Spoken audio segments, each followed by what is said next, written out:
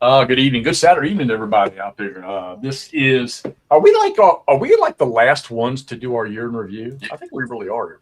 I know we were the last 2 years. Yeah, I was kind of hoping we do this in May, but everyone insisted we do it in January. Just to give us a little more time to do the valuable research that we do and providing this content for all the Deep people. insight. So I see Alan's been sick. Ross, you still haven't answered my damn question I sent on Facebook. What was your question? I didn't see it. We asked if you knew. I put somebody's name in there, and we asked if you knew them because they popped up on my Facebook list, and they work for the Cherokee Nation. They do. Oh yeah, I just saw that. Yes, I know Callie. Why'd she pop up on yours? Well, that's what I'm saying. We're trying to figure it because we always, you get that Facebook thing that says people you may know, and then I wonder if that popped up because I'm associated with you, and that's what you do. Because Jeff is creeping.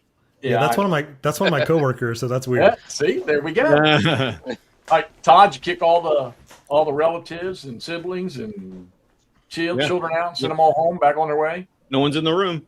Good one. Alan, you recovering? Good holidays, though, I'm sure. Oh yeah, yep, all good. I'm back talking again here. Hopefully, can talk through the show. Yeah, we'll see. We'll cut your ass out if you can. All right. Andrew, how was the holidays, buddy? Even though I know you didn't get much. Oh, just living the dream, babe. You painted a lot of stuff. I know you played a lot of miniature stuff, but I'm sure we're going to talk about that. Let's say hey to everybody out there. Who we got out there? Of course, we got Chuck. But Chuck, were you the first? No, Richard Chipman beat you in tonight. Nor, how you doing, buddy? Richard wins. Richard wins. He wins. What do we get? Just nothing.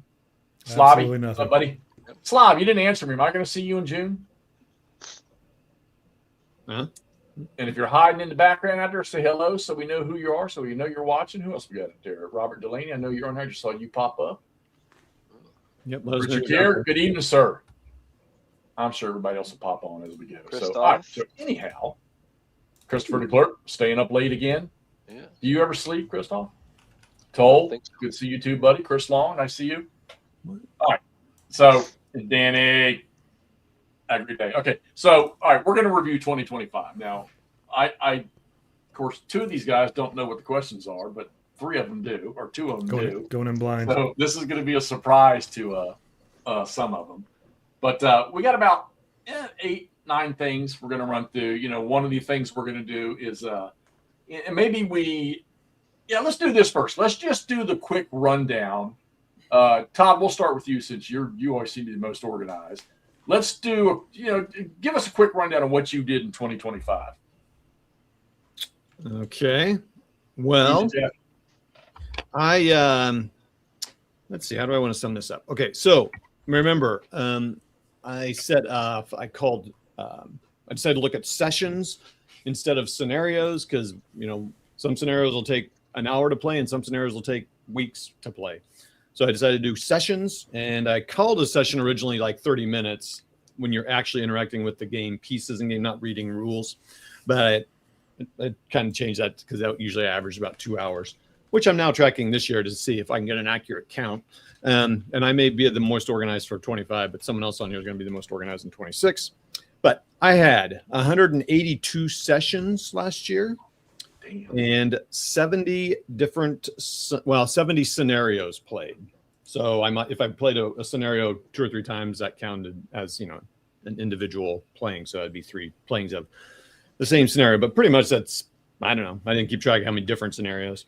And 25 different opponents. And I did keep track of the number of games. I think it was like 30 some games, 31 different games or something. And I'm not going to answer that. I'm not going to tell you that part because that's a question, I believe. So I averaged about 18.96 days of playing games. When you total all the sessions. You total all the sessions and minutes and all that stuff. All right. So with that in mind, for question for the audience, would you all call that slacking that he didn't put enough game time in over the year? Yes.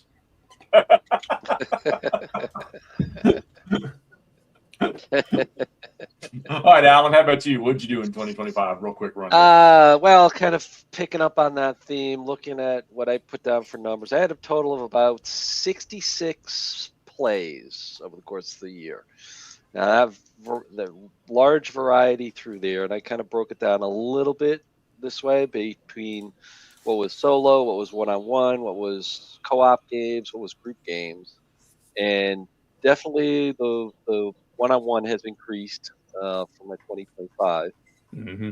26 one-on-one, and then, co-op games. That's actually pretty big because I grouped my tournament plays in there with another 27 games in there with that. And then my solo actually went down quite a bit. Went down to only like 12. Up there. And then I had one, big kind of group tournament game. I didn't get too many what you call it, adventures left. I only had one big group game, but it was a good game. I liked it, enjoyed it. So we'll talk about that later. So that's kind of high level. All right. Ross, how about you? How about a quick blow through what you did in 2025? Played Into the Woods. Nice. That'll be into this year too. Yeah. So I went back and I started the process because I did not have 2025 goals really, and you're gonna learn I don't really have 2026 ones either, I think. But I did start to go back through 2025 and log my sessions in the same way that Wardrobe did. I got through about March retroactively logging them, and there were like 95 or something. Oh, geez. Wow. And that's Wow. that's mostly because I was counting if I'm sending a log for GBACW or something. Basically, if I'm sitting down for 45 minutes or so within a day, spending some time with a game, well, turns out that's basically every single day, and sometimes multiple games in a day. So I quit. I'm not going to keep track. It's going to be high hundreds of sessions if I do that. Wait, it was 90 some through March, so 90 in the first quarter of the year. Yeah. Oh wow, Good so 360. That's mostly because I was juggling at least 2 games usually, Sure. and playing them basically every day. Yeah, that makes sense.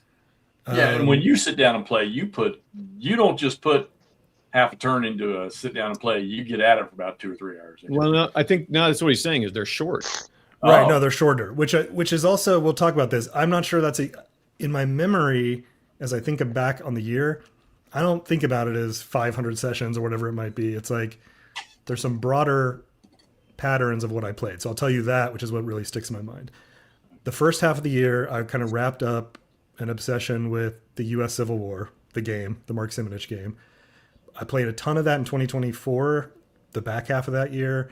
And then into 2025, I was still playing a lot of U.S. Civil War. So mostly on Vassal. I did play some live, but mostly on Vassal. I played a multiplayer game with 4 of us. So we kind of split the theaters 2 and 2. Very cool. We wrapped that up at the beginning of 2025. And then I was also on the U.S. Civil War Discord, which interestingly is mostly French guys. And they play pretty high level play, getting my ass kicked by them at the beginning of the year over 3 different campaign games. And those I was playing concurrently. So that's how you get multiple sessions a day. So really through maybe February, March, I was playing U.S. Civil War. That same time in the background, I was learning GBACW. I had started learning GBACW at the tail end of 2024, poking at it, got serious about it in those first few months of 2025. Once U.S. Civil War wrapped up, really got into GBACW. So I played most of the 1862 Death Valley scenarios, really learning the game, played them in person, played them on Vassal constantly. Then Stigler's box came out by Swords and Bayonets, came out in April. Played through the entirety of that. Sat in on you guys playing over the summer, a big chunk of that as well. Started Shiloh a little bit later, Into the Woods, a few months back. Have been playing that. And then I also picked up at the tail end of this year, so late November, December, I started playing the Zokbond games, Simonich again, starting with Salerno 43. I hadn't played any of them. I've still only played that one, but I played 2 full campaigns of Salerno 43 and expect to continue with that series, but we'll get to 2026 plans. Also just started in December was GCACW with the Vicksburg box, Thunder on the Mississippi, starting to learn that system. There you go. That's my broad. So I basically played 4 games, but I played a whole bunch of them over the year. Well, actually, you're a grinder, and I wish I had that. Andrew, do you not? You on your phone? Yeah. Okay. Well, the computer is set up for watching me paint stuff, and I figured you didn't want to do that on today. We always love to see your face. So. That makes you a very limited crowd. How much play did you do this past year? A fair amount. So I knocked out. I mean, I play a game a week at least with miniatures, and then cram in as much additional as possible. So I mean, full games played, and then there's some days like today I went and played three games. I am not at all organized in what I played. There's next to no record keeping. Because if you had to take a guess, how many tabletop games do you think you played in 2025? Different sessions of games. Between Hex Encounter and miniatures games. Sure. Well, so again, that's an odd one. If I play multiple miniatures games in one day, is that one, like if I go and I sit down and I play 3 games with a guy or 4 games, is that one or 4? Different battles. It's 4. Well, I mean, it's 4 different. You played 4 games, sessions, games, whatever. Yeah. I play a lot. So, couple few hundred. Yeah, I wouldn't doubt that at all. So, hey, question. It seemed like, I mean, this is totally just kind of going by gut feel. It seemed like you played a little less Hex Encounter this year than you had been in the previous years, or maybe you just weren't really showing us and talking about it. I don't know. I didn't record many. I'll be honest with you on that. Yeah.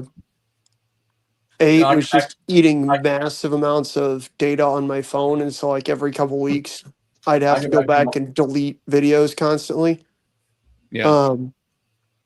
I certainly didn't play as many long Hex Encounter games. Like I didn't have something out on the dining room table at home for, a couple months. You had a burst in the beginning of the year on my channel where I posted like 5 or 6 videos. Okay. The Horns and the Buffalo. Yeah. And all those games. So. Oh gosh, that was this year. Okay. Or last year. Yeah. It was. Well, then you guys had, then you had Gettysburg with Most Fearful Sacrifice. Yeah, we did. And I mean, I've played a lot of little takeout, play in an evening, play in 2 evening. Yeah. Okay. Sort of games. So I mean, yeah. Well, I want to say the low hundreds, and if you include miniatures games.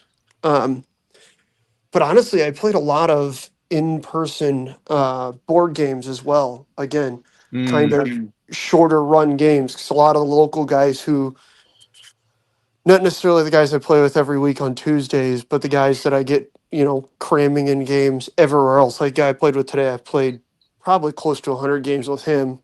And like today, the 3 today were save that. Okay.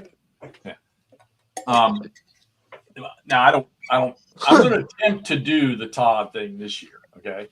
But I haven't done it. I don't do that in the past. I attempted to play or played or even completed some actually, which is what I always get yelled at by Brian.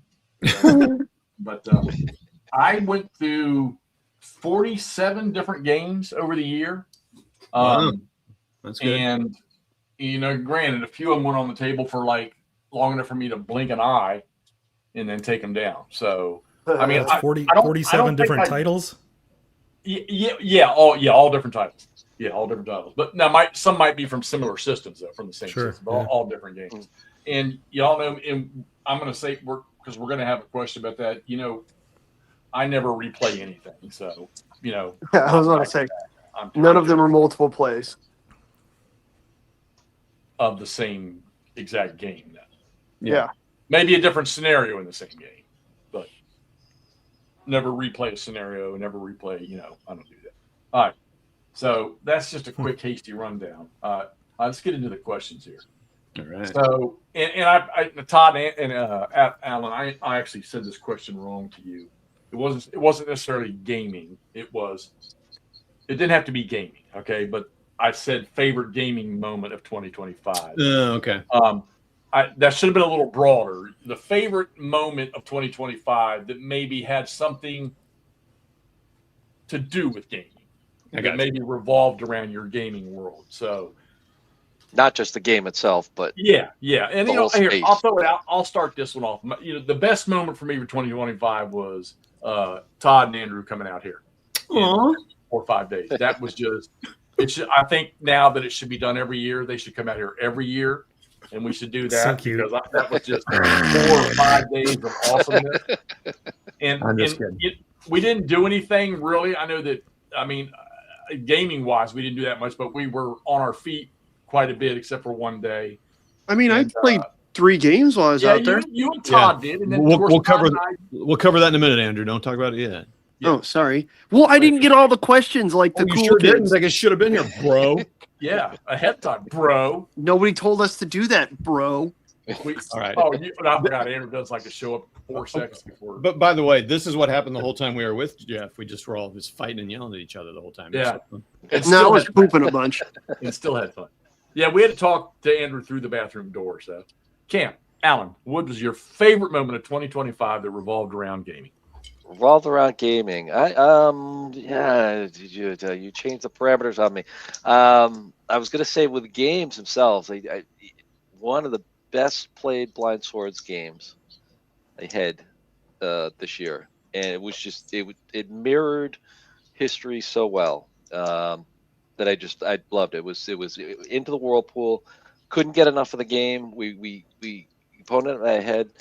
We were kind of like, yeah, we got to play this. Can't wait to play the next turn. Can't wait to play the next turn. I mean, it was back and forth. Everything, it was good, and that I think was truly amazing. I haven't really had that type of a game in a long time, to get something played like that too. And other than that, I mean, other big things was just getting out and getting to a few places historically to match up the games with the. You did quite a bit of that. Yeah, I have done that before. It comes in spurts.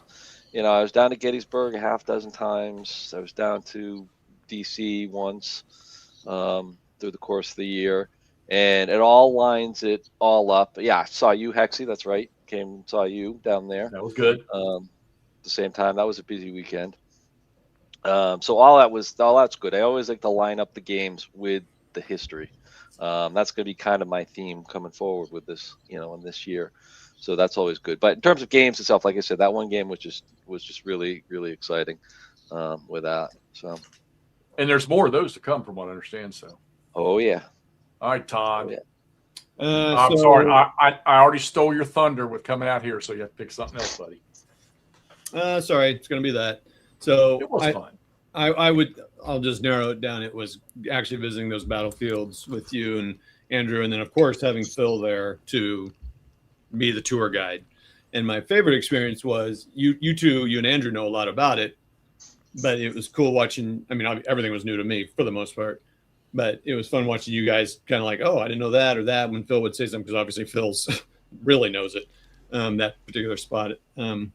So that was pretty cool. And then just seeing Antietam and the Kernstown and Winchester. Winchester was really cool. I wish we would have been able to spend a little bit more time there, because I think that seems like a really cool there's place so many to go. different, So there's a lot of different places there to visit in the Winchester. Yeah. So. And I actually got 4 games played while I was there. I'll mention the ones. I won't mention the one that Andrew and I played together, but I'll let.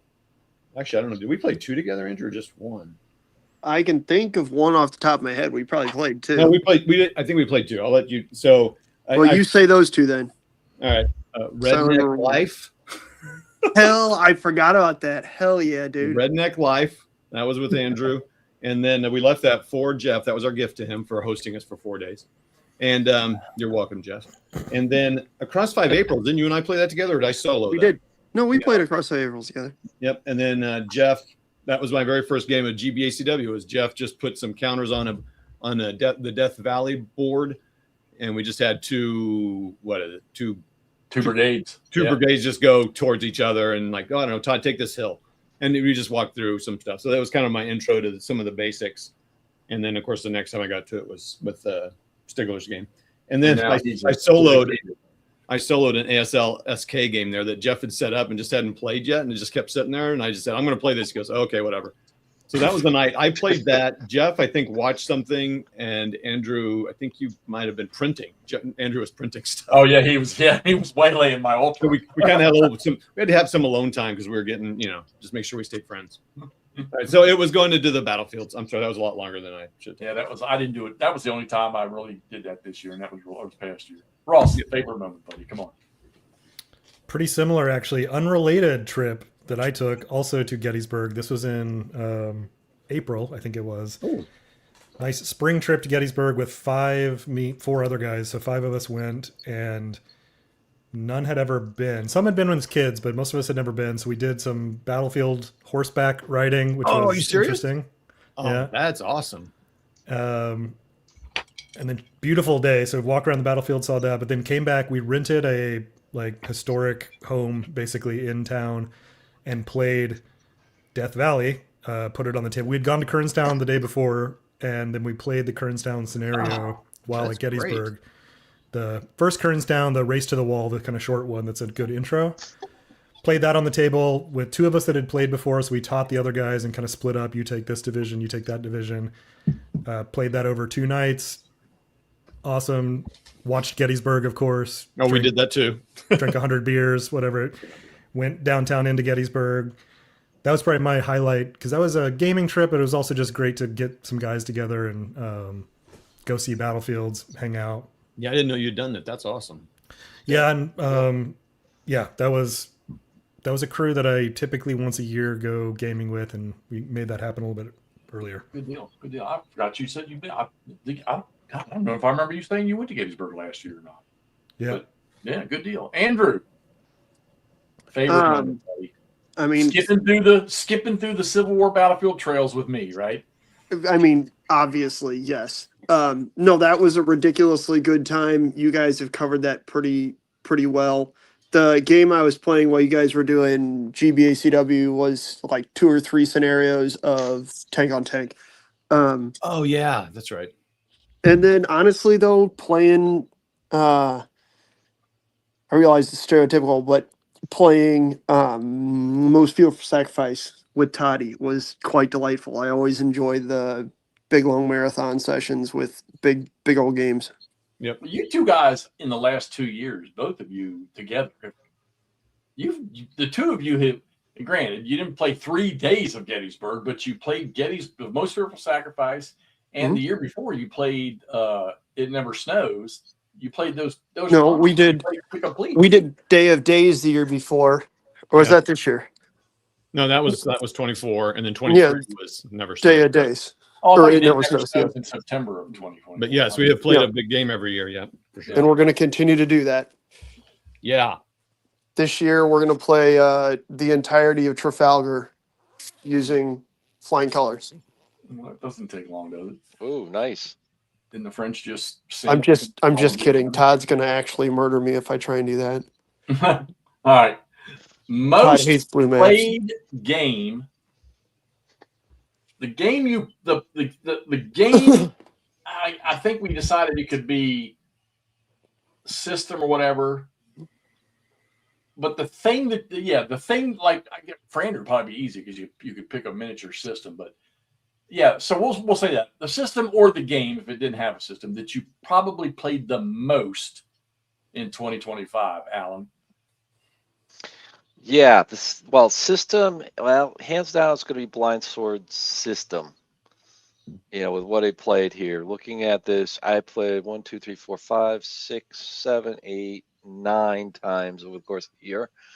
It's quickly followed by your favorite Jeff Panzer, coming in there with 4 to 5, depending on how you count one of the games within there. So those were the 2 big ones that I played last year. Wow. Surprising GCACW went down a little bit. Yeah. I got a feeling there's only one person in this whole room is going to even probably bring that one up if it comes up at all. It's going to come up this year. you guys in the audience out there too, as you hear these questions, give us Oh yeah. so that we can know. All right, Todd. Most played series was ASL at 27 sessions, 11 different scenarios. The most played game or scenario specifically is scenario 12. It's All My Fault. Most Fearful Sacrifice. 10 sessions with Andrew. Oh wow. Those were live. Wow. Many of them were live. Yes. Yeah. Yeah. Yeah, Joey, we're going to talk about that, buddy, because I'm getting ready to send all my Europa to Noble Knight. I have all of them. Good. Most played, Ross.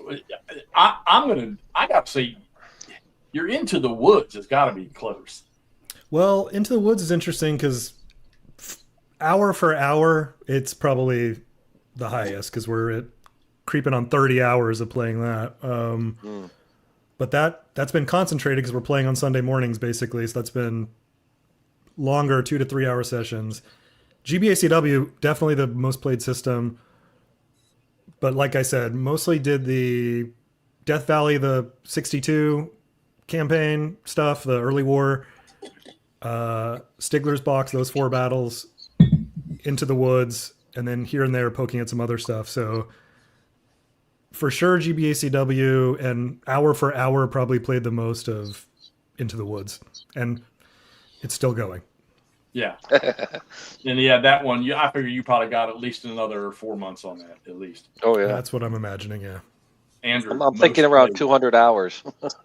yeah. Most played game or system, Andrew. Flames of War.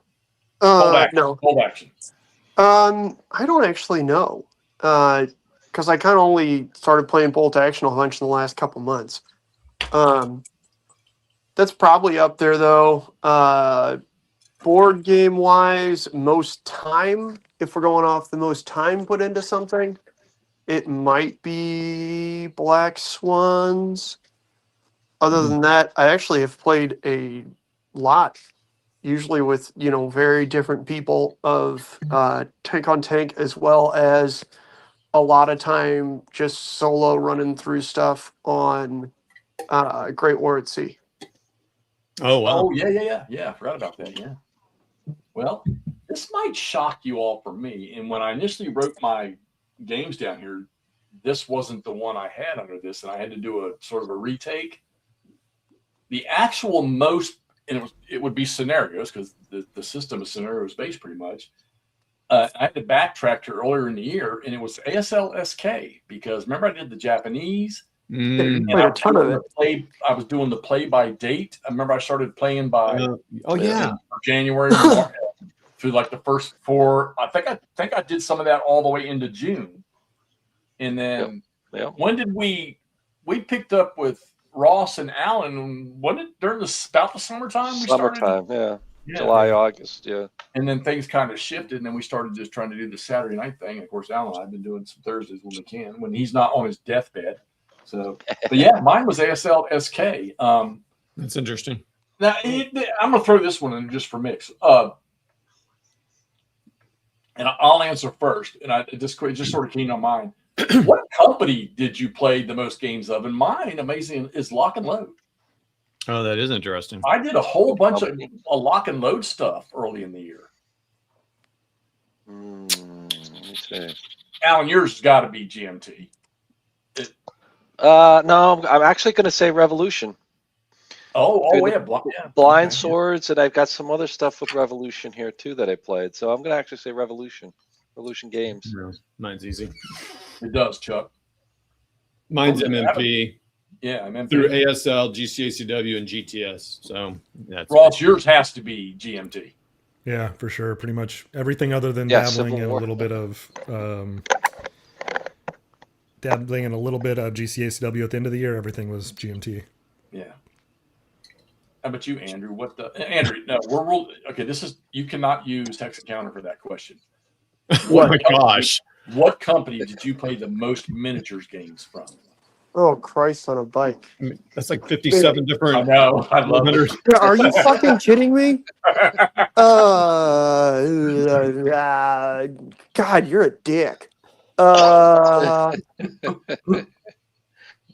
Oh I mean- Lord Christ on a motorbike, Jeff. Maybe Warlord, just Okay. because I play a lot of different like small companies. Like I enjoy rules from small kind of independent publishers, but what that means is usually it's one rule set from that publisher and then I got to go, somewhere else for the next thing. Right. But I've definitely played Bolt Action and Black Powder and Hail Caesar at least this year in a few different sessions, or in a lot of Bolt Action, several of each of the others. So it's Right. probably Warlord, as much as I hate to say that. Right. I don't know. They're good. They're good. They are. Another question. God darn I it. probably bought more from Revolution than any other publisher though, because I did end up buying That's every Blind Swords game. So that's Yeah, there's Avalanche for 11 me. of them now. Yeah. What'd you say, Andrew? That's Avalanche, you said? I think probably between Panzer Grenadier and then building up Great War at Sea and some You second played a World War lot at of Sea. Bill Molyneux stuff too, though, earlier in the year. Yeah. So. I did, but the issue is it's all from different companies. Oh, really? Like, I didn't. because Yeah, okay. the French and Indian War one is from Lock and Load. Right. Horns of the Buffalo he did on his own. Yeah. And I'm trying to think of what else I did. Well, the other ones, the couple that were very similar to Bill Molyneux games, the 1812 and Revolutionary War, like full war games, those aren't Bill Molyneux. Those are Historical Gaming Company. French and Indian War and Yep. AWI full games. Those are a different company. They're similar and they feel quite similar to Bill Molyneux's games, but they're not. Right. I want to ask Joey. Joey, that surprises me. GMT. What the hell did you play so much of? The GMT was the most you, because you strike me as an MMP or decision games or something like that. I wonder if it's East Front series or it'll be interesting to see what he says. Peter, how you doing, buddy? Glad to see you in here tonight. Howdy Oz. Kept sneaking in here and I didn't see him. No.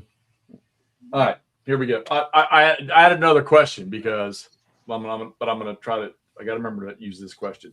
All right, now here we go. All right, and we were talking about this one earlier, and this is.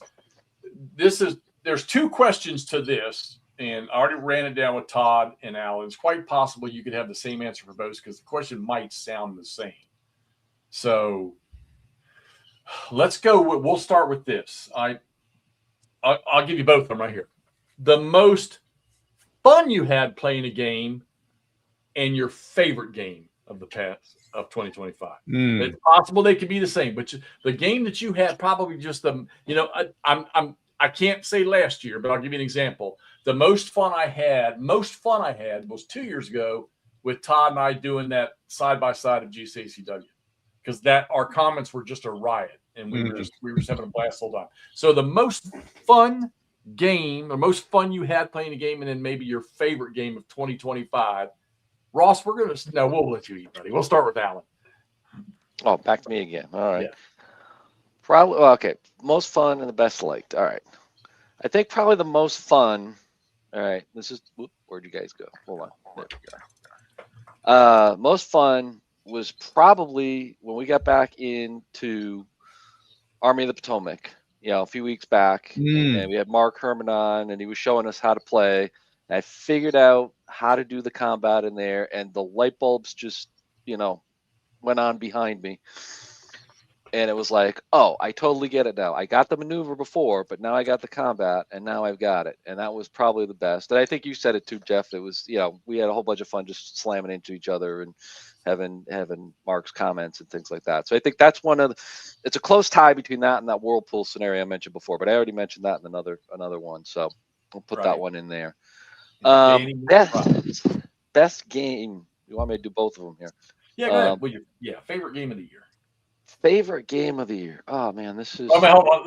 Let me take a guess, and then you can tell me if I'm wrong or not. Yeah. I'm gonna take a shot in the dark, and I'm probably gonna stray from what your answer is gonna be, but I'm gonna say the desert thing you did in Panzer, with the British armor racing through the line. Yeah. I'd have to say that the Panzer North Africa that's what I was thinking too. Panzer North Africa was really good. They've really done a good job with that to put all of the British, Italian, and German armor out there. They've thrown a lot in the box. I mean, anybody who is, loves tanks, loves the detail, loves the crunch, will love it because it's got everything. It's got everything in there, and I'm going to look forward to do more of that again. It's got campaign games. It's got this, got it.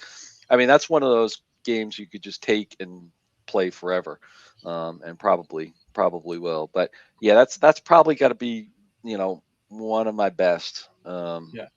There's like 5 of those sitting down at my local hobby game store, of the Panzer, the Desert, the North Africa one sitting there. And of course, all the rest of them are sitting there too. Well, I mean, I have 3 of them, but if I could, I don't know, this is where I think I get it at a loss is I can't, for some reason, those rules, and I know there's a fun game in there, but those rules, I think what threw me off was putting that fire move marker or whatever. Oh, the markers every damn thing on the map. That turned me off for that. Yeah. All right, Ross. It is unique. Go ahead. Yeah. Most fun. All right. And favorite. Okay. Most fun was kind of a wild card because I've played it a couple times, only at conventions basically, and I played this at a small convention with about 8 guys, which is the right amount. Was a game of Close Action, which is the Age of Sail game. Hell yeah! And we had the British versus the French, 2 fleets, 4 ships each. I don't know if anyone's played this game, but there's this communication mechanism in it that's very funny because you can only send a few words to each other at the top of a turn. Then you plot your movement secretly, resolve combat. Then your message from the top of the turn gets delivered at the end of the turn. Yep. So everything's time lagged, and it immediately, after about the first turn, hilarious, always. Stuff just immediately goes off the rails. Nobody can communicate. The most fun part I remember was our admiral was out ahead and got attacked and was on fire. His next message, you can only send a few words. I think it was 3 words. Yeah. His next message was just, help, on fire. as if we can do anything, like we know, and we can't do anything about it. So that was probably my most fun. It's an absurd game, especially once you get about 2 turns in when the communication breaks down because everything's lagged. Really funny. Best game that I played really though was probably the multiplayer session of the U.S. Civil War. Yep, there's Close Action in the box, and we played on a huge table with some minis. It has cardboard chits, but we played with some little minis out there. Man, you're just making Andrew all whatever. Anyway, all right. I am fully torqued. Yeah, it's a special game. It is very funny. Tell him you did it in the uniforms. We've lost him. So, all right, moving on. Sorry. Best game was the multiplayer game of U.S. Civil War I played. That was 4 of us playing it. We played it on Vassal asynchronously over Discord. So we were sending logs on Discord. But the great part was we kind of homebrewed some multiplayer rules where there's a commander-in-chief on each side. They get to assign the action points basically to whoever, whether it's themselves or the subordinate generals. But the best part of the gaming experience was the back channel communication. Like while you're waiting on the Confederates to do their log, I was the Union, my partner and I are like talking out 50 different scenarios that we could play out if we get this draw for initiative or whatever. That was probably the best gaming experience I had. That was an incredible way to play that game. That's cool. Real quick. Go ahead. Just real quick before you move, I just want to show this is a 60 plus player game of Trafalgar using Close Action. Hey, isn't that Yes. what's his name from Stranger Things? It does look like Mike, yeah. and there's the Demogorgon right next to him. So anyway, I just wanted to show that. And about the hobby store, they don't really sell many. The GMT is probably what they carry. They Worthington has popped in there recently and dropped a couple of Antietam games off for demo stuff. And they got a couple of block games in there. I don't think it's decision games. But Andrew and Todd, they will tell you that for miniatures and stuff like that, it's just amazing. I didn't know because I've never been to another one since the It's store at Falls Church when I was a kid. your hobby place, not my hobby place. Your hobby. Your hobby place, yeah. McMurray, fantastic. most fun, buddy. Most fun. Yeah, most fun game. Which I know you, and I can picture you playing miniatures. Every one of them is probably a freaking blast for you, but there had to I be do one. have a great time. I I played. can answer it if you can't. Go for it. Playing miniatures or games with Todd. Well, yes, that is always delightful. If I had to pick one, I played a game of Canvas Eagles, which I think started as a Hex Encounter game, actually. Yeah. I've played miniatures versions of Canvas Eagles a number of times. A lot of guys use 1/72 models on essentially car antennas to account for altitude. I played a game of that in October that was wonderful, delightful. Had a good time. The guys I was playing with were great. I didn't just immediately get shot to pieces, which was cool. That might be the one. Certainly the one off the top of my head right now. All right. And favorite. What was your favorite game of the year in 2025? I mean, if it was the same, it was the same. But I got a feeling you probably had something else that was. Now, Slav, when we start talking about that, all it makes me do is want to pee.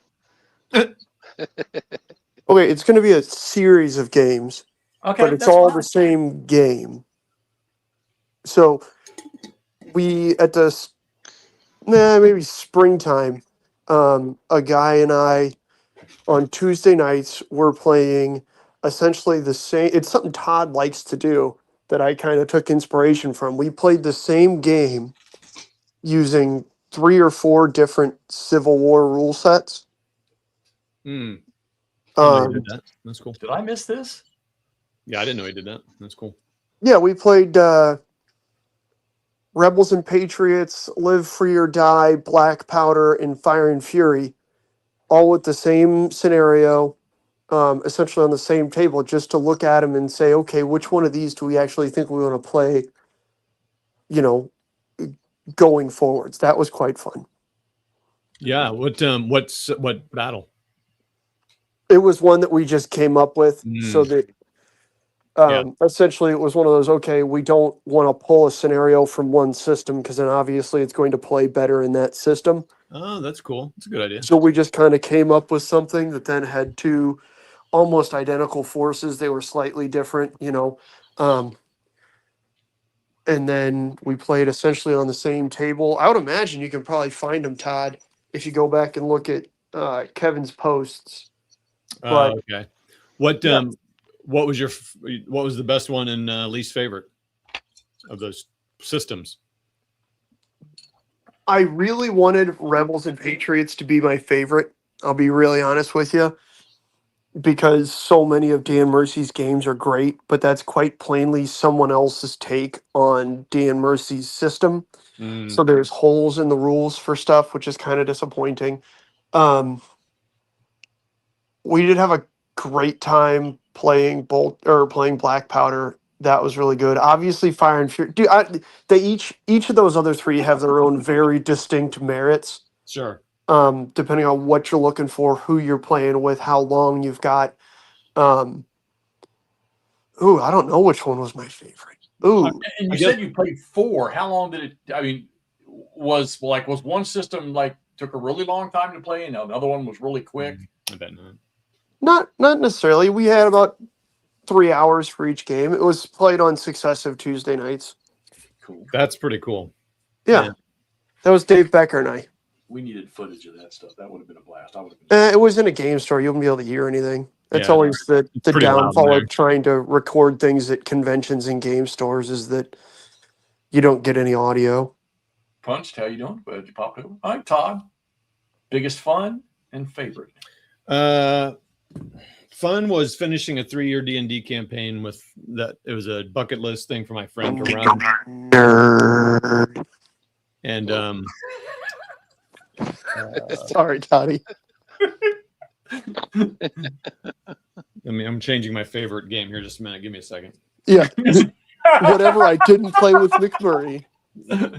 Playing that ASL game with Ross. No, sorry, Ross didn't make the cut. No, anyway, it was a big deal. That's a huge deal. 3 years, crew together, went through. And they are very nice people. And Jay did amazing, like he does, and that was pretty cool. It was 105 sessions.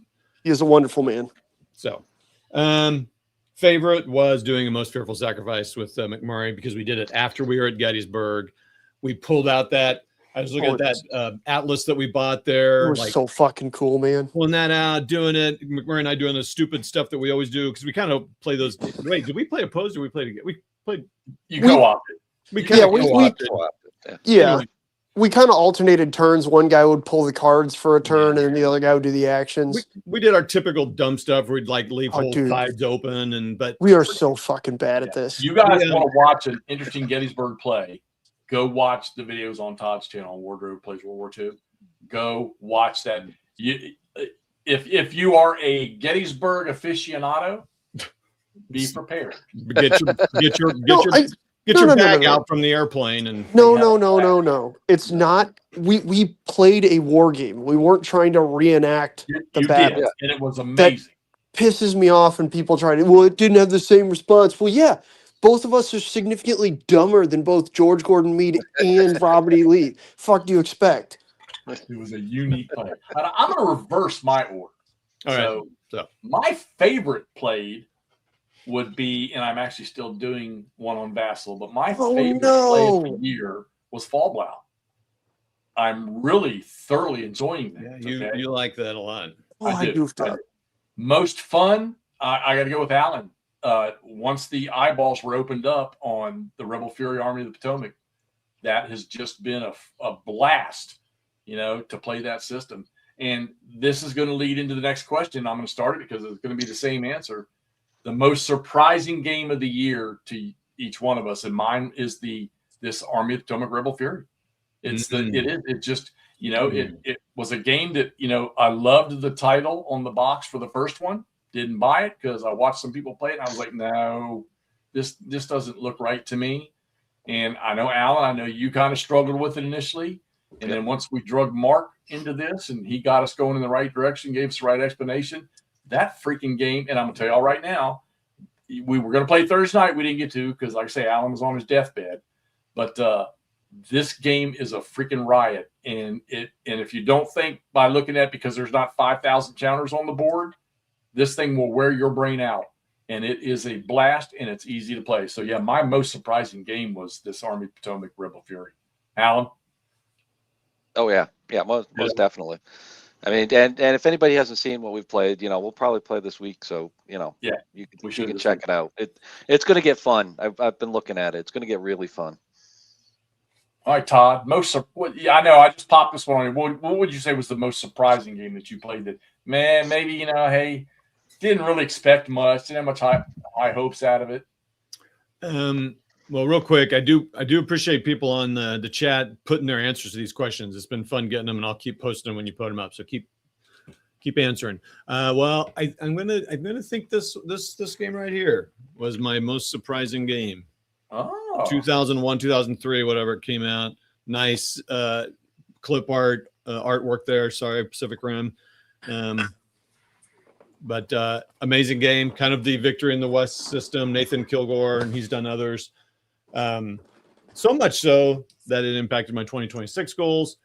Anyway, yeah, it's awesome. I mean, I just really was like, what the heck? And it's kind of led me down some rabbit holes. So cool. All right, Ross, anything surprising? Game you played that was surprising? Maybe the gaming experience that surprised me that I enjoyed as much was at that same convention where we played Close Action. We played U-Boat, which is this cooperative game that also has the... Is that the phone app game? Yeah, it's also got an app associated with it.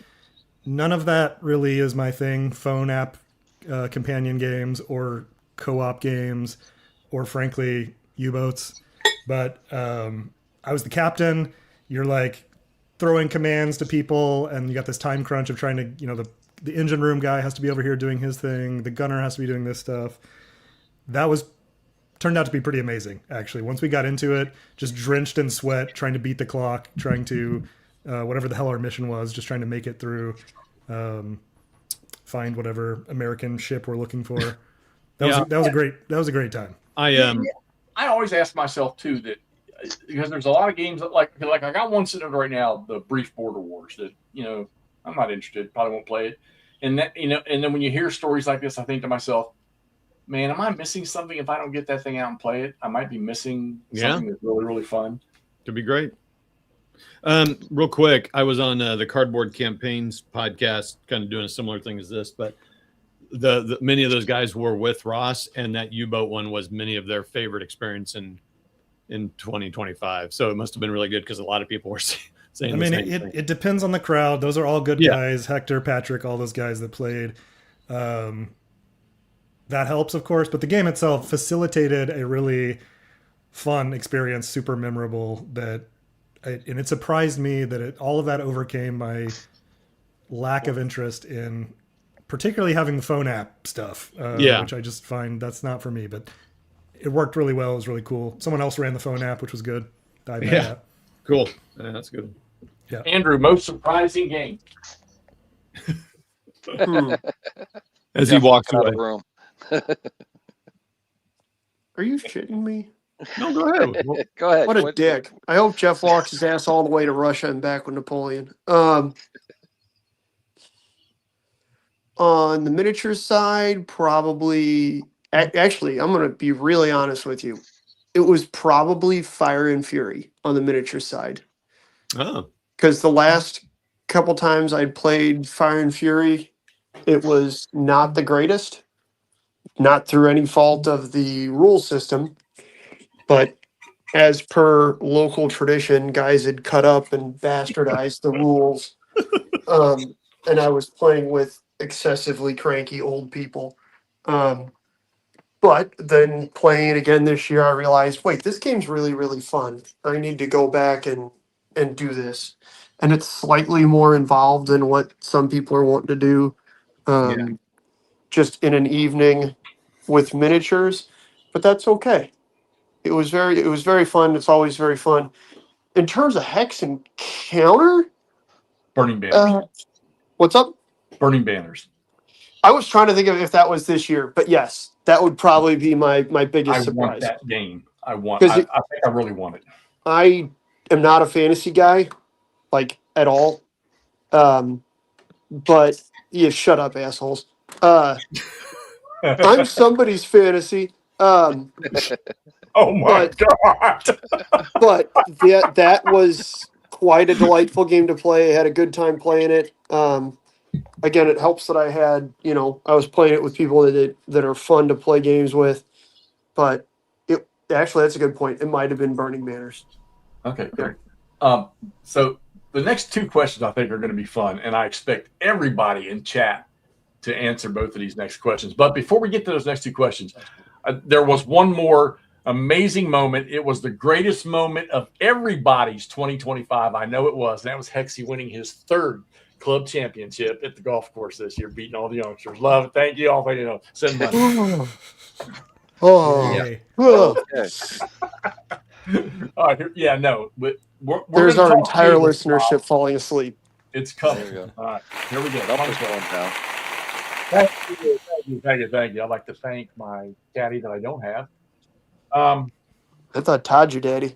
This could be a two-part question, but I don't want it to be two-part, so we're going to go with phase one.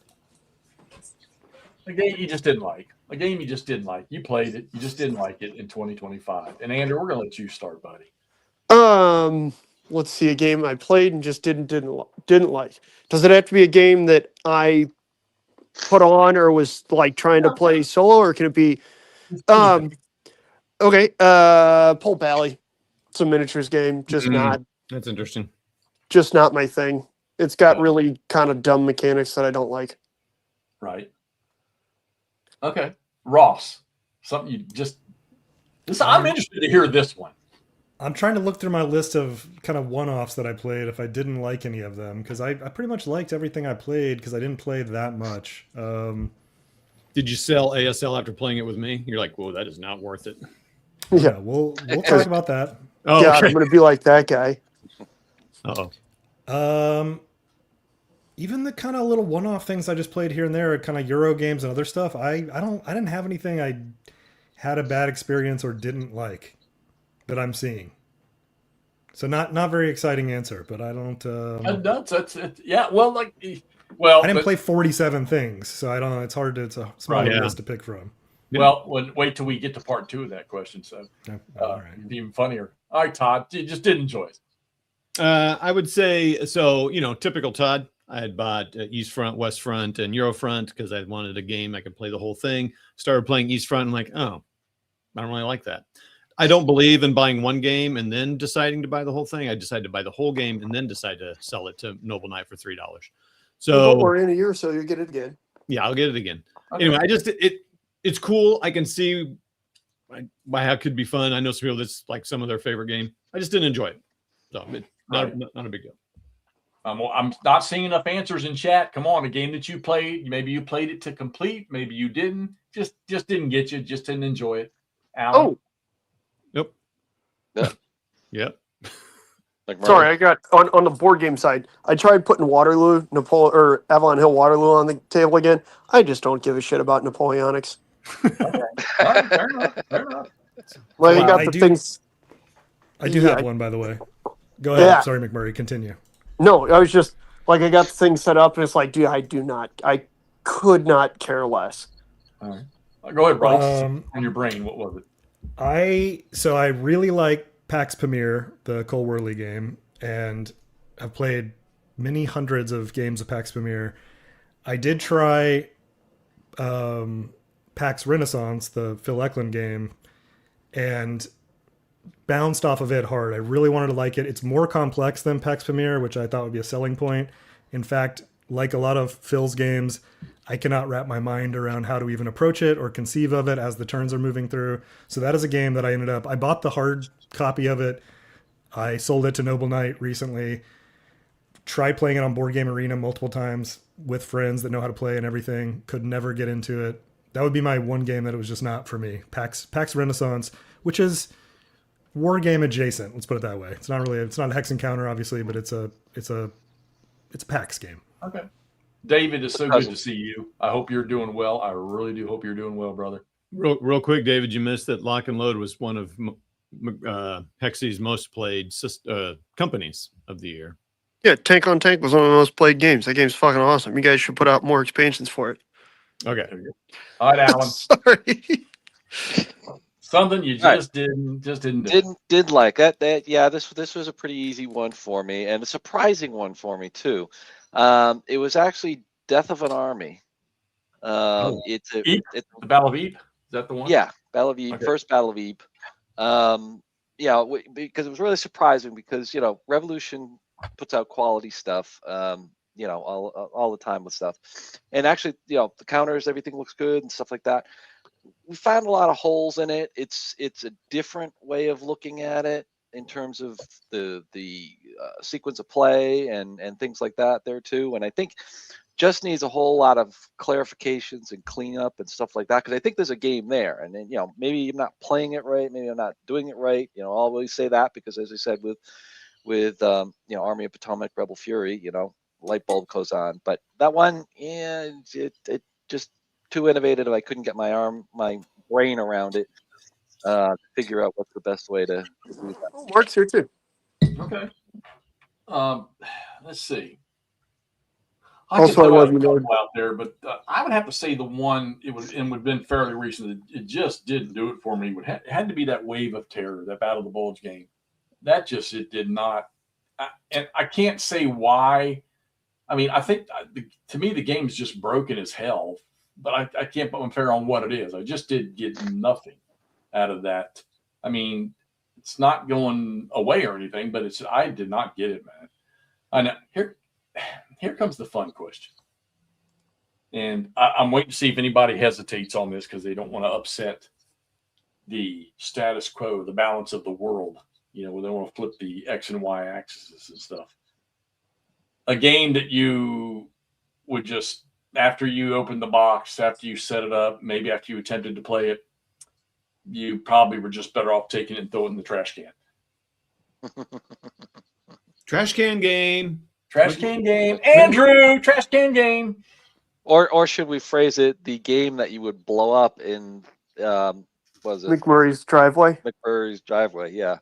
I don't That's think we an easy did one. one this year, did we? That was 20. I don't think we did. I don't like necessarily doing that, but we had to let Midwar Sicily know that Brian still got hitters out here, so we're just gonna keep riding along with Midwar. I can't throw shit away. If anything, I'll give it away to people, and then it's their problem. We can't claim Midwar Sicily anymore. That's done. Well, it already happened. That was my answer. I don't know. I didn't play any. Like again, at some point in time, somebody's gonna want to play a Napoleonic Hex and counter game with me, and I'm sure that playing with somebody, I'll be fine with Waterloo. So it's not something I'm looking to throw away. It's not. I'm sure it's a good game. I just don't care. Yeah, it's odd because it's from that branch of Avalon Hill, those games that you just really, really love. I know. And looking at the rules, it should be like a rule set that I enjoy. I just don't care, man. It's Okay. maybe it's me. Maybe I just have pulled it out at the wrong time. But I'm not gonna throw it away by any means now. All right. Alvin. To the dump, buddy. It's going to the dump. You would personally drive to the dump yourself, pay the weight fee, and throw that thing out in the landfill yourself. Well, I can't say there's stuff that I'd want to just chuck. Kind of like what McMurray said. I mean, I'm one that would save it and figure out a way to rehash it and reuse it. But I'm probably going to steal your thunder on this by saying, Flanks of Gettysburg. Okay. And what I would chuck out of there is just the rule set, which I plan on doing. I'll talk about that later. Map is great. Good point. Map is great. Rick Barber map, tactical map. That's what I'm looking for. Counters, I think it can be resurrected into something with a good rule set. So Right. It's basically chucking the rule set and keeping the rest of it and Okay. doing something with that. And I'll talk more about that later. Slav. Hold on, Slav. Oh, stop Sorry. it, Tom. Yeah, Stop. sorry about Stop it. I'm What's not doing anything. Bullshit. I claim bullshit, but I know you like VAR. No. I think he's saying that's what McMurray needs to play. Okay. All right. I take all that back. All right, so I'll just go ahead and do mine because mine's the same way. I will drive up to where Camp lives and we'll throw 2 boxes of Flanks of Gettysburg. I agree with you 100%. There's a game there. Somebody just needs to make one out of it. If you want to know how to blow games up, just holler. Yeah, we'll do a how-to video. Ross, It works way better than I thought it was going to be. Ross, certainly there's one. I'm telling you, I don't really have any trash can games. I don't, I'm inclined if something doesn't, if I set it up and I mess around with it and it's like, nah, I don't know. I'm inclined to be like, all right, let me hold off, find the same theme, same battle, same whatever it might be that I do like, and then go back and figure out what's different in that one that didn't hit for me and study it, I guess, in that way. Assume the best, that there's something there that's worthwhile to someone. Assume I'm missing it, and then come back to it at a different time. All right. Well, let me pose this question to you then, since that's out of the loop. On your shelf behind you, do you have a box sitting there that you're probably less apt to table in any time in the near future, simply because you're not thoroughly interested yet in that? Is there one back there? I mean, I have every OCS game that's come out in the past 10 years or whatever sitting there in Shrink. I'm interested in them. I have played a little bit on Vassal and not hooked on it, despite the complexity and the ability to spend forever playing those. I, in fact, found that the Simonich Zokbon games kind of scratched the itch for me, the level I was looking for generally kind of operational play for World War II stuff. Those aren't going to be hitting the table anytime soon. I'm going to continue to buy them while they're in print and hold them. Sure. But Yeah. and I expect to come to that at some point, but I did not. I started playing with the Sicily 2, the kind of intro that someone put together the walkthrough and all of that of a half turn, and it didn't sing to me. So I'm that's one I've put away. But it may be that I'm playing lots of other complex stuff that I can't kind of mentally juggle that one right now. Yeah, Right. I think what just real quick. I think what someone, I don't know who said that. I don't know, Frost, you just said this, but I mean, Chris kind of made this point. He hasn't really enjoyed U.S. Civil War, but he goes, maybe if you could sit down with somebody, like it's almost like ASL. I think OCS might be similar. If you sit down with somebody, you can kind of work Right. through some of that. Like GTS was that way for me. Not until I sat with a campaign game that we played. I was like, just repetition. I was like, oh, okay, I get it. Anyway, could be that. Yeah, and if you can get someone who's excited about the game, like I would Yeah. love to play U.S. Civil War, and if you come away not into it after I am hyping it up while we're playing, then it's Challenge. definitely not for you. And that's, the same thing with that Civil War, the U.S. Civil War.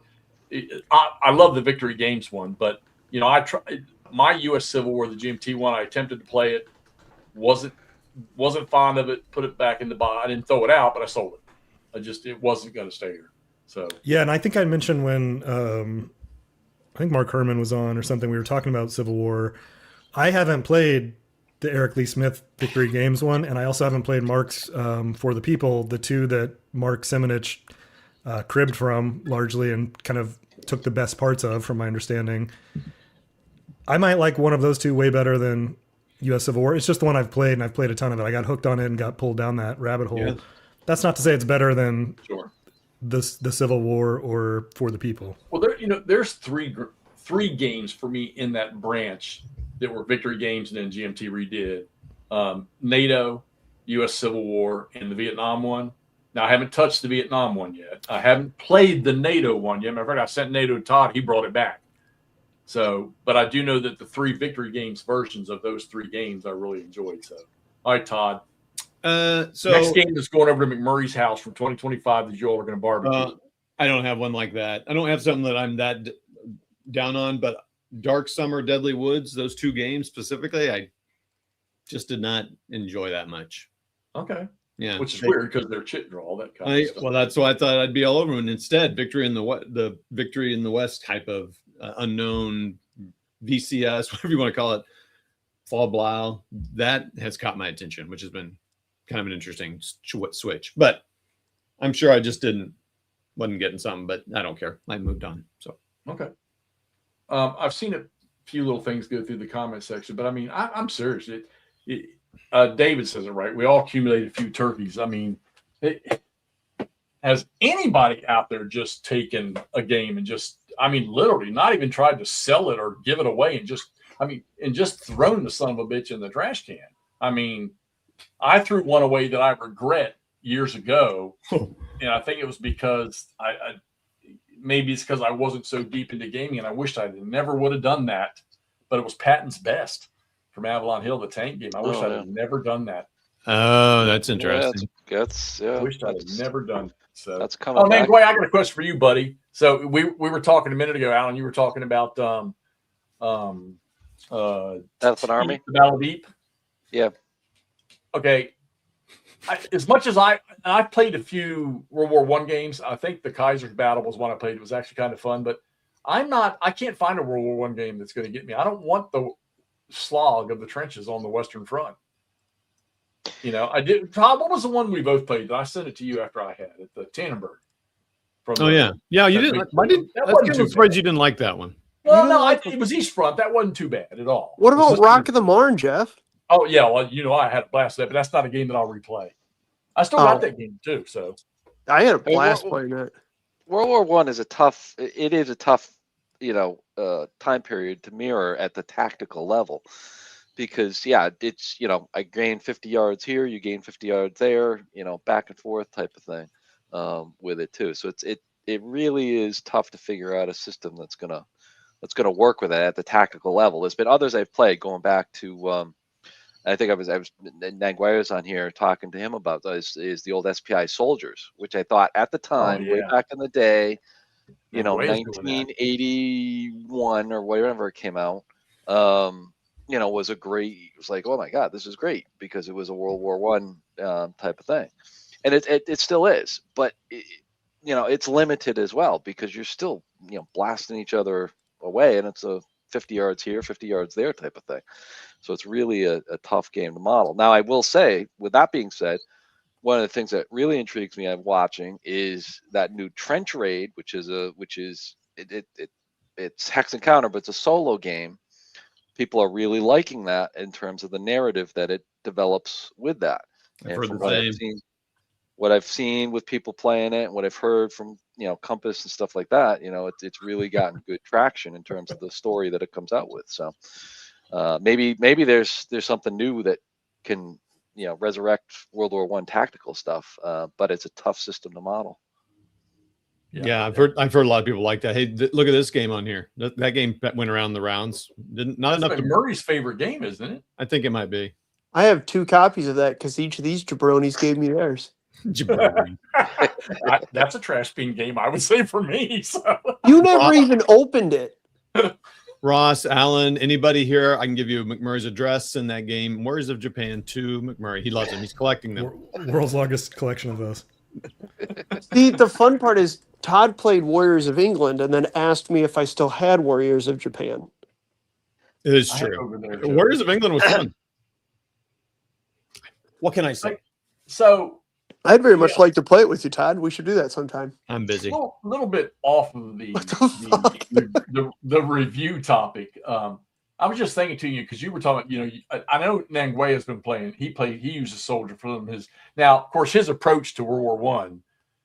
Nanguay is not. He's not just simply playing Hex Encounter. He's telling a whole story, and that's just the dedication to that is just freaking amazing to me. Yeah. But I want to go way back because we've talked about it a couple times before. The first game that I bought with my own money as a kid was SPI's Grenadier, which you had all the different battles. You just had the white maps, I think, in it. Yeah. And I think Frigate was the same way, just had the single color maps or whatever. But I didn't know as much about gaming in those days. But you don't see games like that. I mean, you can't say things like Men of Iron because they have different maps. And they go through, they go through the different generations, but there's different maps. Musket and Pike's probably the same way. They're all, the maps are all tailored to the battlefield. I mean, you would have to take something like Squad Leader or something like Band of Brothers, but those are still all focused in one theater in one, time period. Are there games like that, like Soldier, like Grenadier, or, Frigate, or, there's the original was a Strategy 1 that SPI made where you could. Yeah. It's funny because you could play a black powder game, but your counters you were using looked like they had the armor symbol on them. A good comparison is the Great Battles of History compared to the Pre-Stags games. You look at the Great Battles of History; they're all they're playing on authentic terrain, authentic maps that roughly mirror what it is. Again, some of them are all open and stuff like that. But you go back like the Pre-Stags games, and you had maps that had just stuff all over the place, and you used one section of the map, to somehow simulate that, and you had to put stuff over. You had to overlay terrain you didn't want to put on there. I remember putting paper over the ponds in some scenarios and stuff like that. You just don't see that now. I think because you've got much better printing quality and stuff like that. But you had that back in the day. That's another box sitting down there at the hobby store that kind of shocked me when I walked in there yesterday. And they have the big Great Battles of Alexander.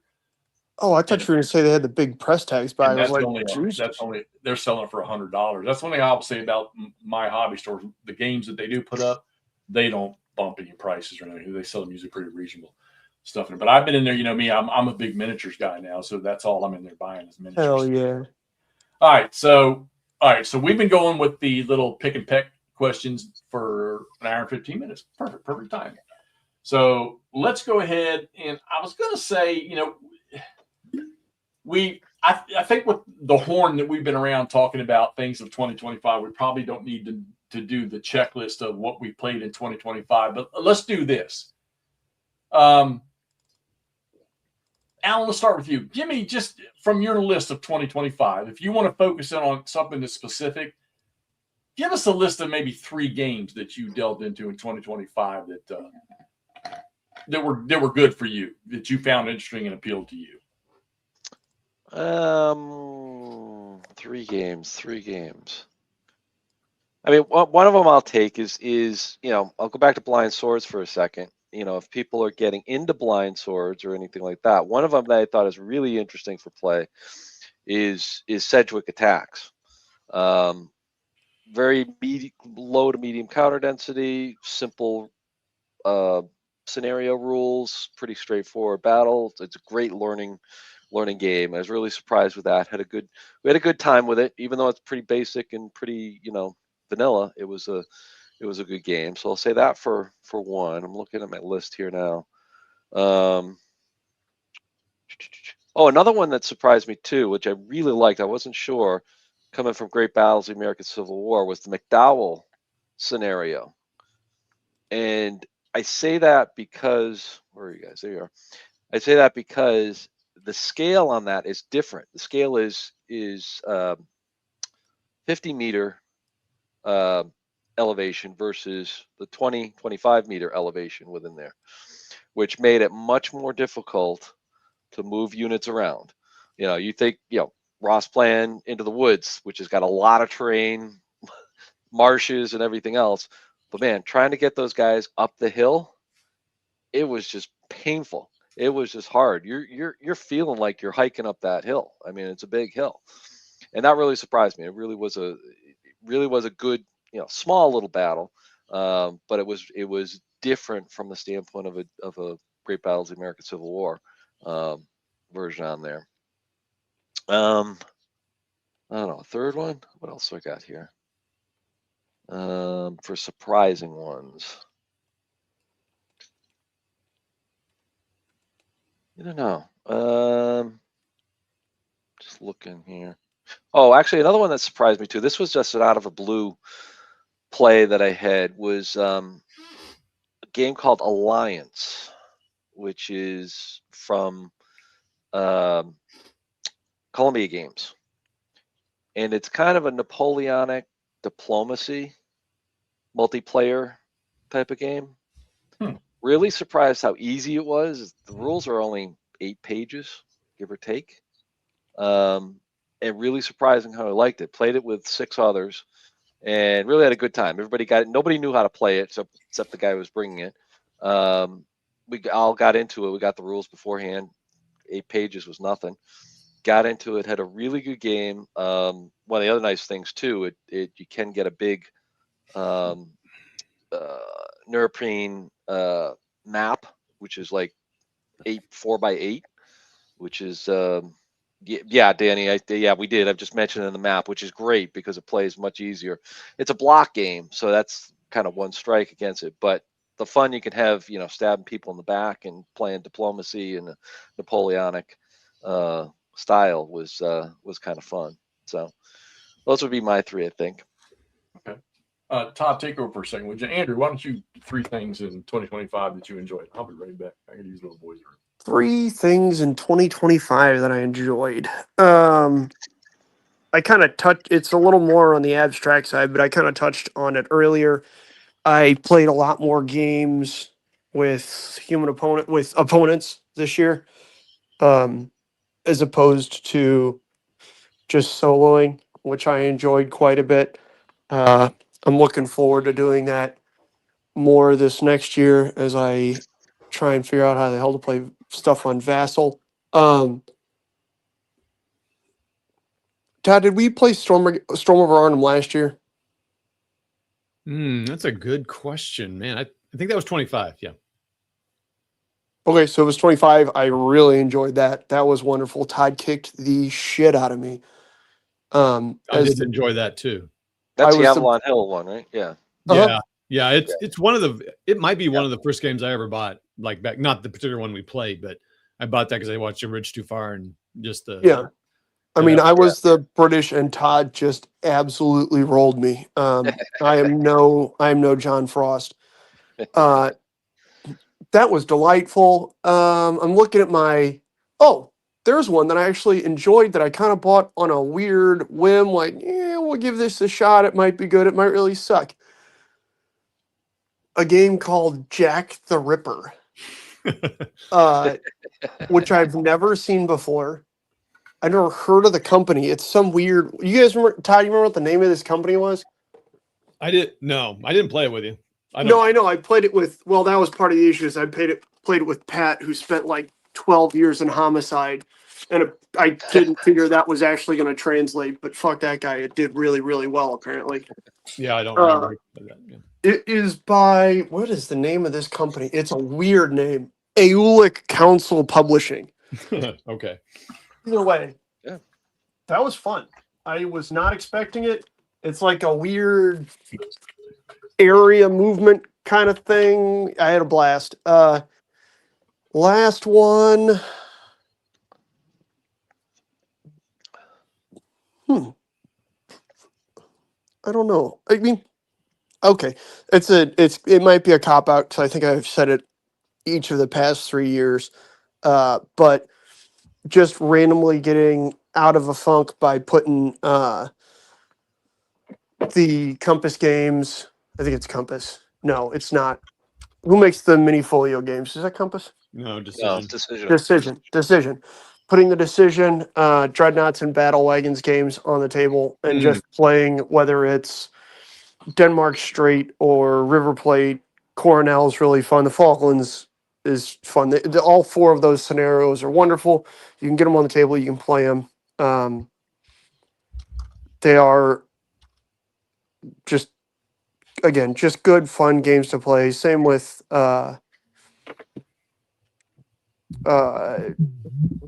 it's a tank on tank sort of thing. But yeah. Yeah, so I guess that's my three. Okay. How about you, Ross? What is the actual question? 3 what? Yes, Mike.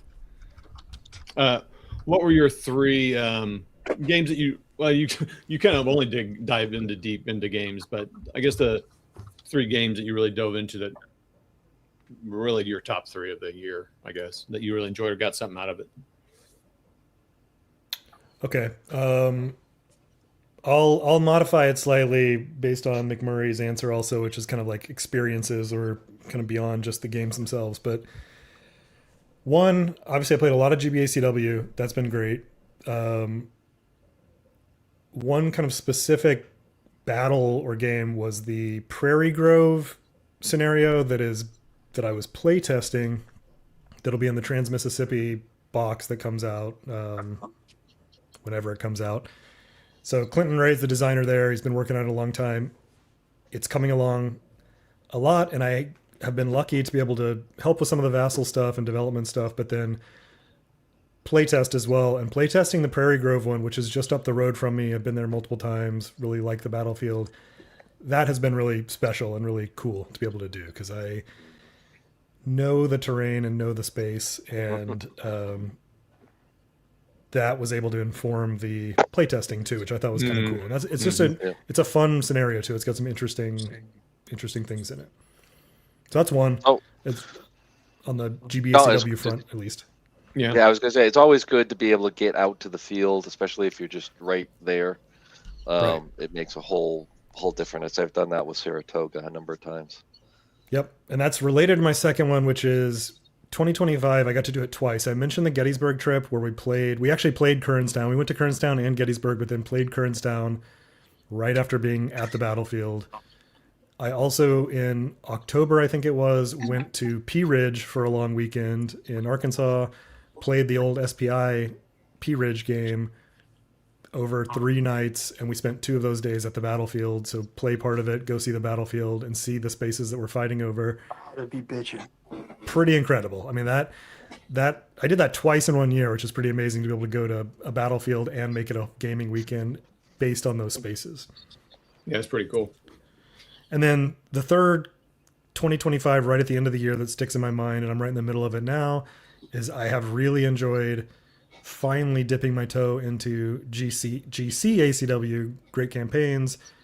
It's been on my kind of to-do list forever. Thematically, of course, I'm interested in the period. And I've started with Thunder on the Mississippi, the Vicksburg campaign. Not done any advanced rules yet or campaign game, but trying to learn the game through the basic scenarios. So I've now played scenario 2, which is a 5-turn scenario, which seems about the right amount to actually have enough happen that it warrants replaying. So I think we're on our 3rd or 4th replay of scenario 2 to just get the get reps in and get the rhythm down on a scenario where we understand the victory conditions and all that. And I'm really starting to understand the rhythm of the system, what it's trying to do with maneuver, and how to lock guys up, how to burn bridges down, and all of that. So I'm really liking that, and that started in 2025 and will continue into this year. Cool. I'll go next, and then it's up to you actually to close it out on that. My focus of 2025 was to focus in on systems. So kind of perfect for this question. ASL being the most, I played with 27, 11 scenarios, then GCACW with 22, GTS and GBACW both had 20. And then Black Swan, Blind Sword, whatever, came in with a bunch, the 10 plus the other scenarios I played in that box.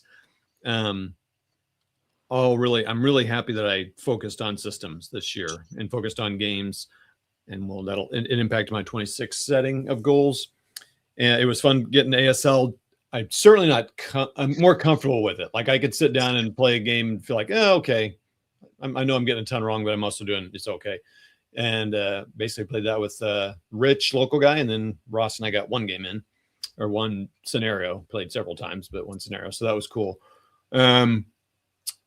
So that was cool doing that. And then GBACW was interesting because it's a very complex game, and it was fun getting to play a lot of those games, mainly out of Stigler's box, which was cool, and to have that.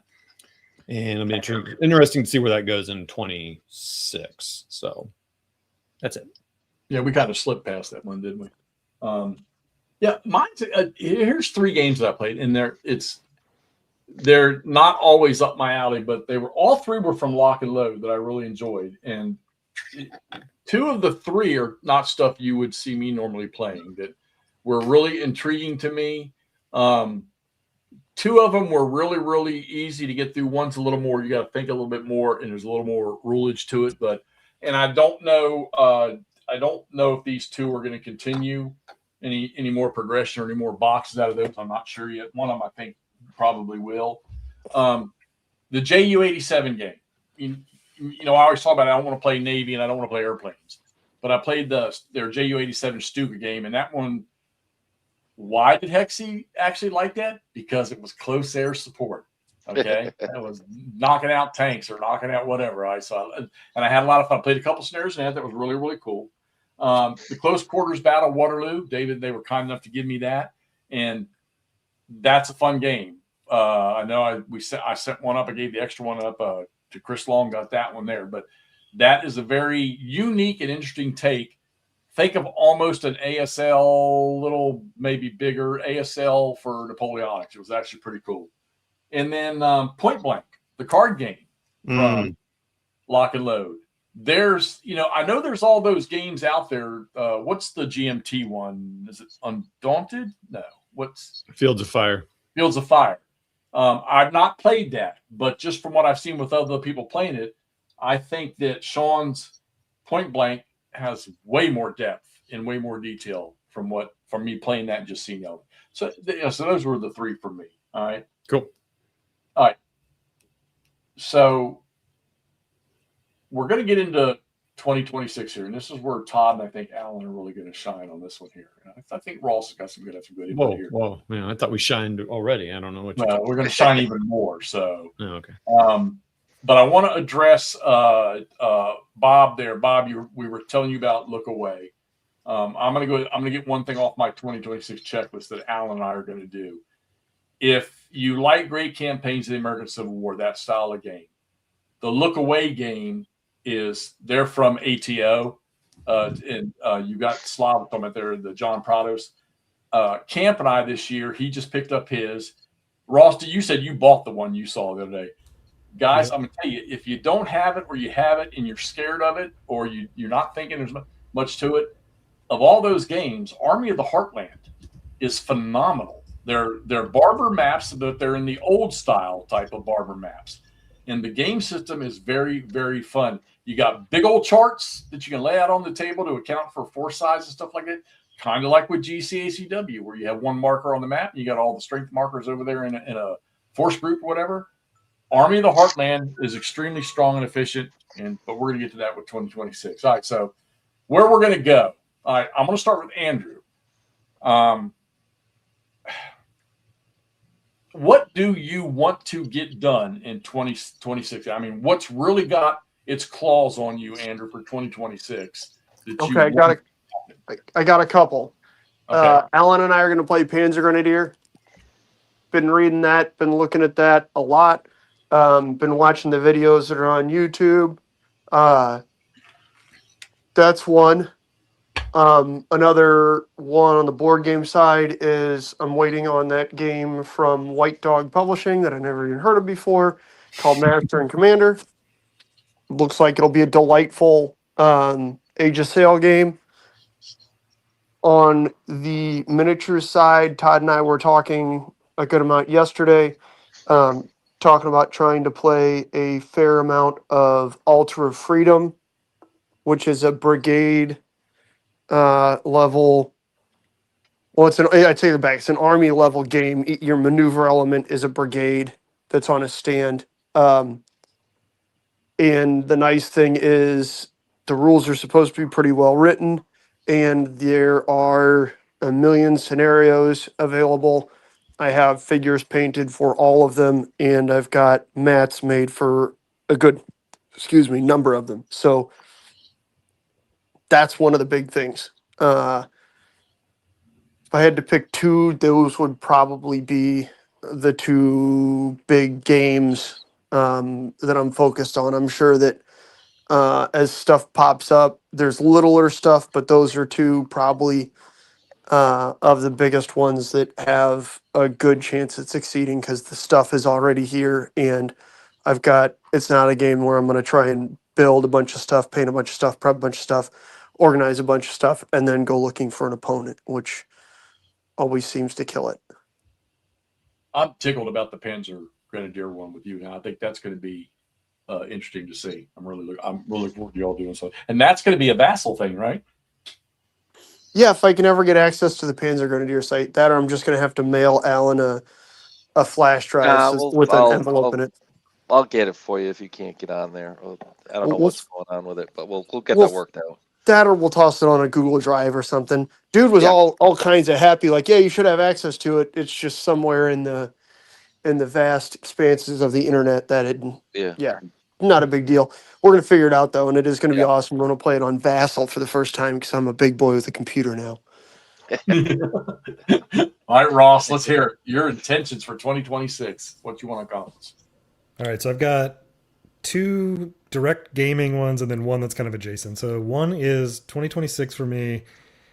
GCACW is going to be kind of the new system that I'm trying to really spend time with and play. I'm continuing to work through the Vicksburg box.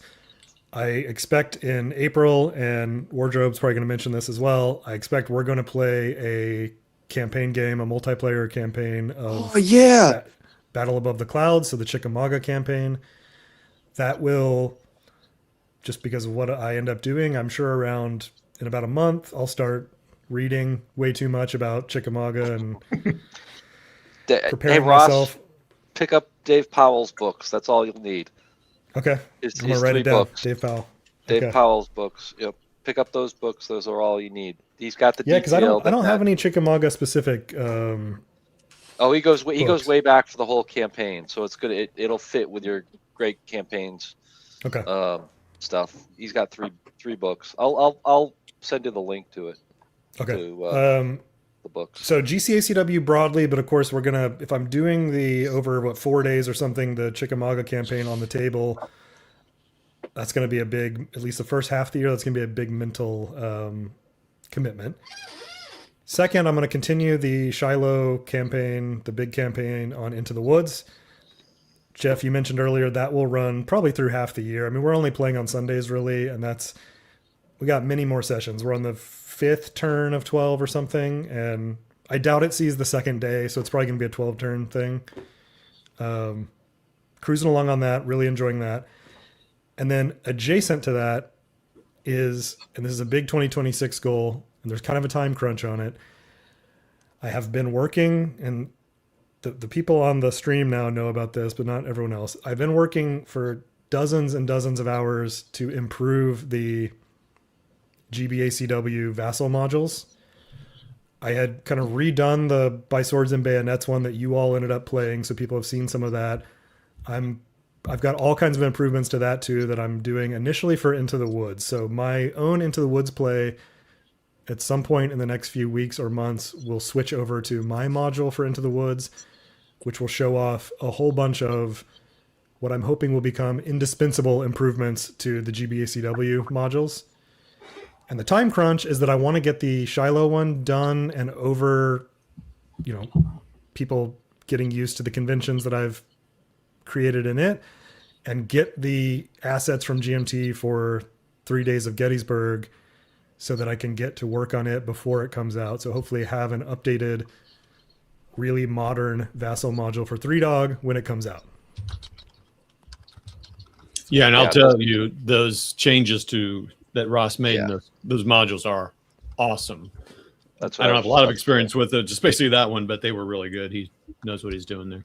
I'm trying, and I've played enough of the game now. I know what a player wants in it, and then watching you all was super helpful because I saw how you all actually interacted with the module that helped me refine some other things. And then playing GCACW on Vassal, which has a fantastic module, including completely basically saying, you know what, this doesn't have to represent exactly what happens on the board, that it combines a lot of stuff with multiple counters into one counter face. Borrowing some ideas from that for GBACW is what I'm working on also. No, that's interesting. Interesting. Real quick, Joey, check your email. I just sent you an email. I wish I could be that concise with, like I said, I'm not of this group here. I'm probably the least one to revisit a game. I mean, I'm not going to say that, because there are games that I've played a second or third time, but I'm not apt to, I just played this 5-turn scenario. Let's set up and go at it again. Yeah, it's just so funny. That's my inclination. I could play it 10 times in a row. In fact, I can usually not find an opponent willing to keep doing it over and over. I could just play the same scenario, to a degree that most people are going to be like, can we please move on? And then I'll move on, of course. Right. I wonder if it's maybe because when I came back to gaming, when I did it, it was like shortly after I started, because we have this wonderful YouTube thing. When I came back, that I went right into doing content, and I wonder if that's what sort of stumped me from not, because I keep thinking maybe my brain's working wrong, and I just want to put stuff out, different stuff for people to see. I'd have to think that the greatest thing that I've tackled since I have started doing the content was doing the GBACW rules. And I know I still get a lot of comments from the one I did years ago that is a lot of that, not all of it, but quite a bit of it's probably still outdated with the updated rules, that they still use that thing. And I would say, as far as that goes, that would be my greatest contribution. But I'm just not one, like I say, have I reset a scenario up that I started after and played 2 turns? Is like, no, that's not right, and reset it? Maybe once. I'm just not, I'm like, you know what? Move on, move on. Maybe I need to. Maybe I need to read. Who knows? Maybe this ASL stuff that I'm fixed to go on this kick, maybe that'll do it for me. So, and Jeff, because you mentioned it, I'll say that your GBACW rules videos, that's what made me find your channel, 9 months ago, a year ago, whatever it was. They are still super useful, and really the only person teaching the game in a way that's based on something you're trying to achieve. So if it's like, oh, how does the command structure work, or how does artillery work, or how does terrain work? That is also on my goals. Is I did do one video on my channel of a very specific thing about artillery about firing out of refused flanks that someone had asked about. I want to do more of those too. I think there's more room for GBACW to do better video tutorials and better rules explanations for a rule set that is pretty complex and hard to learn straight from the rule book, in my opinion. But if you have someone explaining to you conceptually something and showing you examples, I think you can learn. And really, some people will learn great from yours. It's great to have more than one person doing this, because someone will, some things work better for other people. different Right. perspectives. Yeah. And there's just not, there's like I said, there's not enough people out there that do it. I mean, we were talking earlier, about like Stupid Joe. He does the playthrough examples. He does them using the game, and I know people pick up from that. The ASL crews out there, I would have to say of all the game systems out there, they're probably the ones that have the most people that do instructional type videos. And granted, most of it's using Vassal, but those guys are amazing.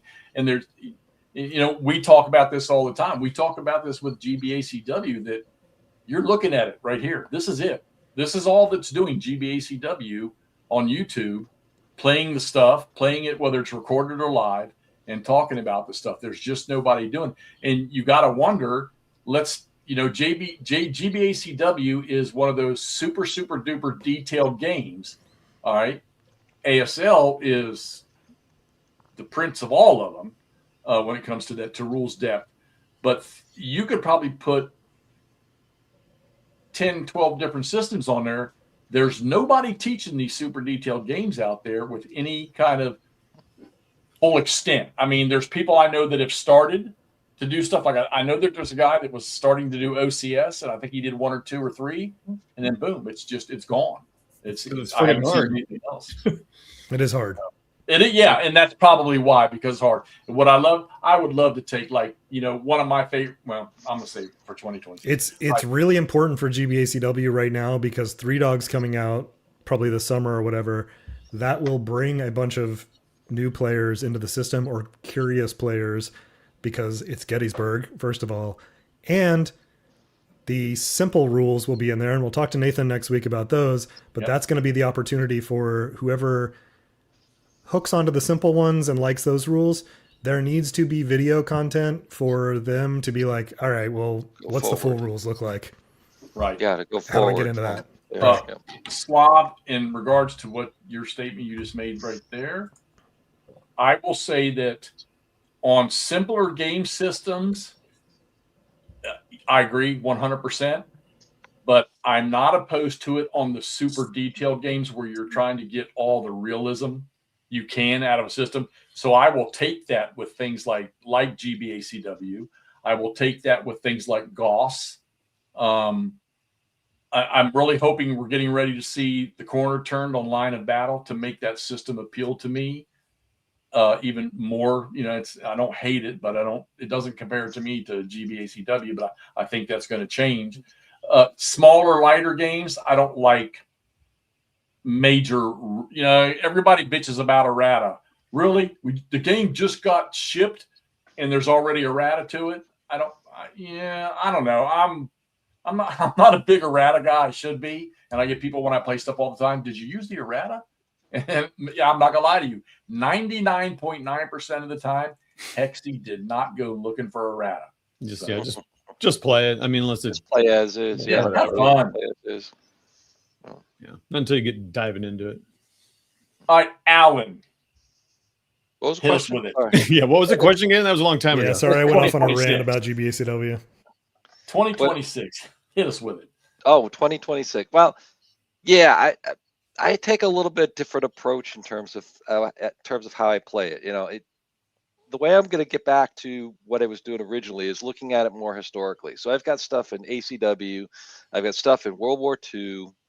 I've got stuff in different time frames that I'm going to be interested in. So, definitely going to be ACW. There's going to be a lot of stuff, as we just said, GBACW. You've got Three Dog coming out. That's probably going to be everybody's, or at least 3 out of the 5 of us, maybe more, is going to be on the table at that particular point in time. We've also got to look at, as you said, we want to get into Army of the Heartland. Looking forward to that. More of the whole Rebel Fury, Army of the Potomac series. Blind Swords is coming out with at least 2 games this year, at least 2 more modules this year, if not a third that's still in the works. So there's going to be a whole bunch of stuff on that. But getting back to specifically what I want to do is go again with themes, and I'm putting together what I'm calling a Gettysburg Tactical. Now you may say, well, you got GBACW. That's tactical, right? I'm talking no. I'm saying we're going down below the regiment, folks.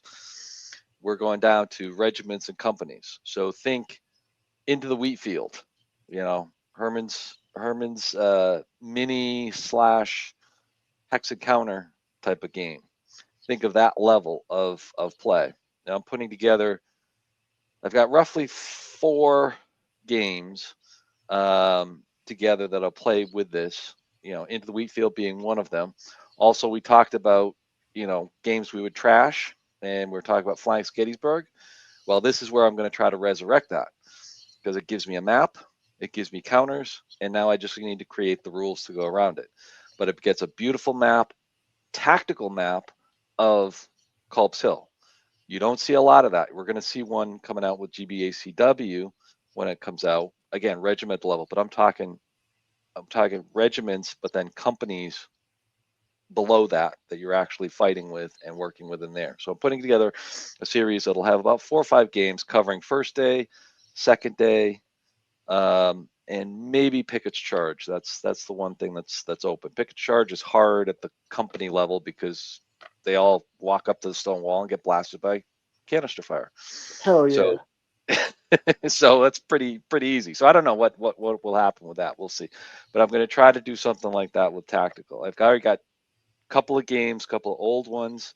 You know, people remember Devil's Den, the old Avalon Hill and Victor Games. And then there's the Iron Brigade, which is the very limited production of first day with the Iron Brigade in Herbst Woods, which is an awesome lead up to the Devil's Den game. So those will be part of that as well. So I'm going to try to do theme type stuff like that with it too. Same thing with World War II. You know, we talked about that before when we were talking about different games a couple of months ago. Getting back with the Italian campaign, talking about doing something more with that, doing some more casino, Salerno, Italy 43 from the Simovich series. Anything else you guys can dream up or anybody else has ideas about, I'm happy to hear them, but putting together full campaigns on that. And also trying to integrate, you know, as Ross said, getting books on Chickamauga and everything else, getting books and more information about the campaigns in Italy and things like that too, that I'm going to try to put together with stuff in 2026 and beyond too, because there's a lot more I'm doing, not only with World War II, Napoleonics, but also picking up American Revolution stuff, given we're at the 250th anniversary time frame too. That's going to be huge this year, I'll bet. That's going to be very huge this year, and I got to kind of backfill, and I'm going to kind of look to you guys too, because some of those battles are super small. You know, they're skirmish level. They're not even super tactical. They're skirmish.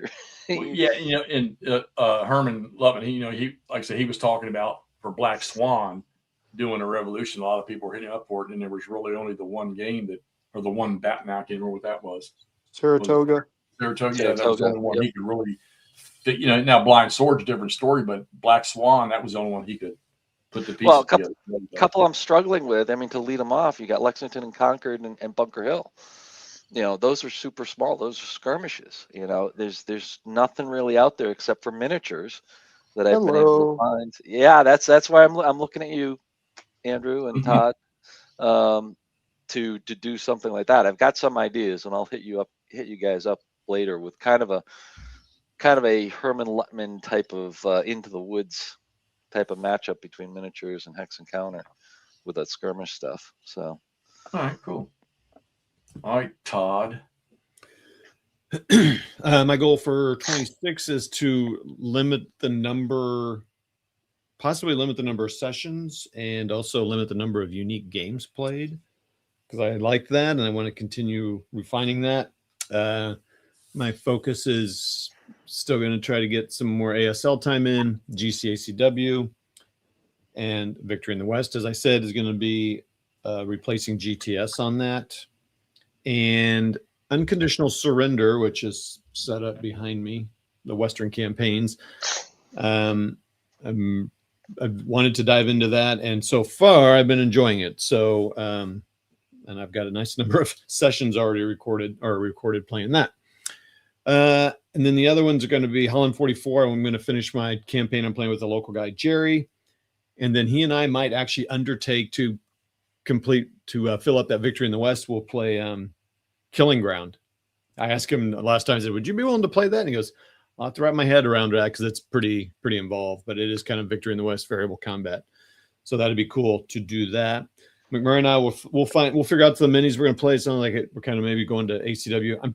I think for 26, I'd like to figure out why this is another whole show, and I just need to talk to my therapist, but why minis is kind of something about it's kind of gone south on me a little bit. And what we were talking, McMurray and I were talking, some of it could be scenario design because it's, those scenarios are not refined, and we don't need to get into that. So I want to get it. So, because I really would like to enjoy a miniatures game again, but we'll work on that. So that would be that. My list is shorter than last year that I want to accomplish. So. Yeah. Well, I mean, you've done a lot of and the only word I can think of it. I don't mean just derogatory, but you've done a lot of purging and narrowed your field quite a bit, and I need to do the same thing. I guess I'm going to blow through mine here. So I don't know if the number's going to stick, but I don't see any reason why I can't because none of the scenarios are really long. But I really want to get through. I really want to play. I'd like to play up to 15 scenarios of Starter Kit. I think I can do it because I think I did like 10 or 11 last year. And, if I hadn't done the Japanese, I probably could have done 20. All right. Yeah. I wanted to do it this past year, but it didn't happen. But I want to play a Starter Kit Hassle. So it may be in September, take another shot at Decision at Elst. You doing this solo? Huh? Solo? That's pretty much all I do. So when it comes to that, because you guys played the Granddaddy, you don't play that little piddly stuff that I play. So, but I just sent an email to Joey about a proposition. So, Joey would be a great instructor. Band of Brothers. I had this up to 10 scenarios, but I knocked it down to 5. I want to play 5 more scenarios of Band of Brothers. Not a lot of people talk about it, but I like it. I like the system. I really do. That's another tactical system. Yeah. By Worthington. Yeah, I mean, you can play a scenario 3 times in one night on some of them. Some of them are bigger. Yeah. But yeah. 3 Dog, the new one. Oh, yeah. So we said we have Nathan Miller is going to be on with us next Saturday night. And we're going to talk about, we're going to get sort of the preclude, I guess, to the simple rules for GBACW. So with that in mind, those of you that would like to play GBACW, but it's too much, get ready for that one and get out and pre-order your 3 Dog right now while it's $63 so that you can have it and you'll get all that simple rule stuff in that box because you're not going to buy that game for $63 once it comes off a pre-order. So get over there and get that thing now. Whether you even if you don't think you're going to play that game, believe me, a year from now you'll be able to resell it probably for $200. All right, so go get that thing right now. Exactly. But our plan for that is, of course, Camp has already forewarned me that my big table will go back together. So when that comes out, but we've talked about it, and I hope that somehow we can pull it together that we will start a campaign on Vassal of the new 3 Dog once we know that Ross can get his hands on everything and build the Vassal module for us to use if it's not already being done. So we're looking forward to that. Blind Swords. 3 full battles. I think Alan and I are going to take care of that on Vassal against each other because most all of those games are, the one we're playing now is like 18 turns or 20 turns, and we're getting there. We're almost done with it. We'll be seeing some more of that here shortly. You wipe out all my units in one turn. We're going to get it done. You did that to me the turn before, so I don't want to hear it, all right? Yeah, if y'all didn't watch it, go watch that last play that we did because that play had an interesting ending, all right? Are you going to continue those in order of the battle happening? We are. Is that the plan? Yeah. Okay, nice. Yep. And the next one, I think, no, not the next one we're playing, but the one after that, I'm not real fond of, and that's the P Ridge one. I don't like that game for some reason. It's the battle itself I don't like. But I think we said Kernstown's next, right? Kernstown's next, yeah. Army of the Potomac and the Rebel Fury stuff. I haven't done Rebel Fury, but we're going to do Army of the Potomac. We're going to, and Mark, if you're still listening there, we were talking about this earlier. I think that once Alan and I hit the ability to do a full campaign, we're dragging you in. Tell me that you're down to get in and do that with us. I'm sure you will be. A most fearful sacrifice. I either want to do a scenario or go to the full game again. With the list I got sitting in front of me here, I'm going to say it's probably going to be just a scenario, but you know me, just something about a Civil War game. I just don't want to play a scenario. So and here's a weird one. Don't snap at me. Don't get mad at me. Okay. But I mentioned this a while back. D&D solo kit that I bought. I really want to do something with that. One of us. Good old War Mutt Nerd. has got me looking at this freaking Thank you, Against Ross. Darkness solo stuff, which looks like a riot. And I went ahead and bought the rules for that and got the sheets to score, do all that. I may even give that a whirl. I look, guys, I still play World of Warcraft Classic. I play by myself. I don't play with guilds or clans. I just play it randomly here and there, but I have fun with it. I enjoy it. I've just never been a D&D guy or anything like that, but I think I'm going to do something this year. Now, with that being said, another thing that if I got to break bones to do it, somehow, some way, it may not be pretty. It's probably going to be on my living room floor, but I'm going to do a Flames of War game somehow, some way. Yeah. I may not have any terrain. I may not get to that. Maybe I'll throw freaking pillows down there for buildings. I don't know. But I You are one of the most prolific 3D printers I've ever met. If you can't know, print but a people don't goddamn know. house, I don't know what to tell you. I got to do something. I need to try this out for myself. Is it a rabbit hole? Oh, hell yeah, it's a rabbit hole. But I love to paint the miniatures. I've got my screensaver up. You can't see, but I've spent all day today printing out new stuff for I don't like the painting station I got that I just built a while back. Now I'm going to build a new one. So I'm doing all that. All right. And I'm painting stuff. And I'm doing basing stuff. I keep going. I told the guys, I sent them a text message yesterday. Who the hell thought it was a good idea to stick my hobby store between my place of work and my home on the same road that I drive? Because I can't We stay should out. all be so lucky. Yeah, Jeff, where's the problem? I just want to throw money at it. That in fact, they got a swear jar in there, and I have to be careful. I put in $1. It's a quarter for every time you cuss. I still got 2 quarters left to use. All right. Now here we go, Nord. This is for you and Chucky. No, wait, no, we'll save that one. GCACW. No specific number. Something's going to get played. I'm going to play some great campaigns of American Civil War. Thankfully for me, Todd and Ross are going to play a campaign game, so I'll have to have Todd beating me up about that. Who knows? Maybe I'll join in on that one with them. But I'm going to do something GCACW. If it's a scenario or not, maybe Todd will do that with me. I don't know. All right, Nord and Chuck, Library of Napoleonic Battles. I will do something this year.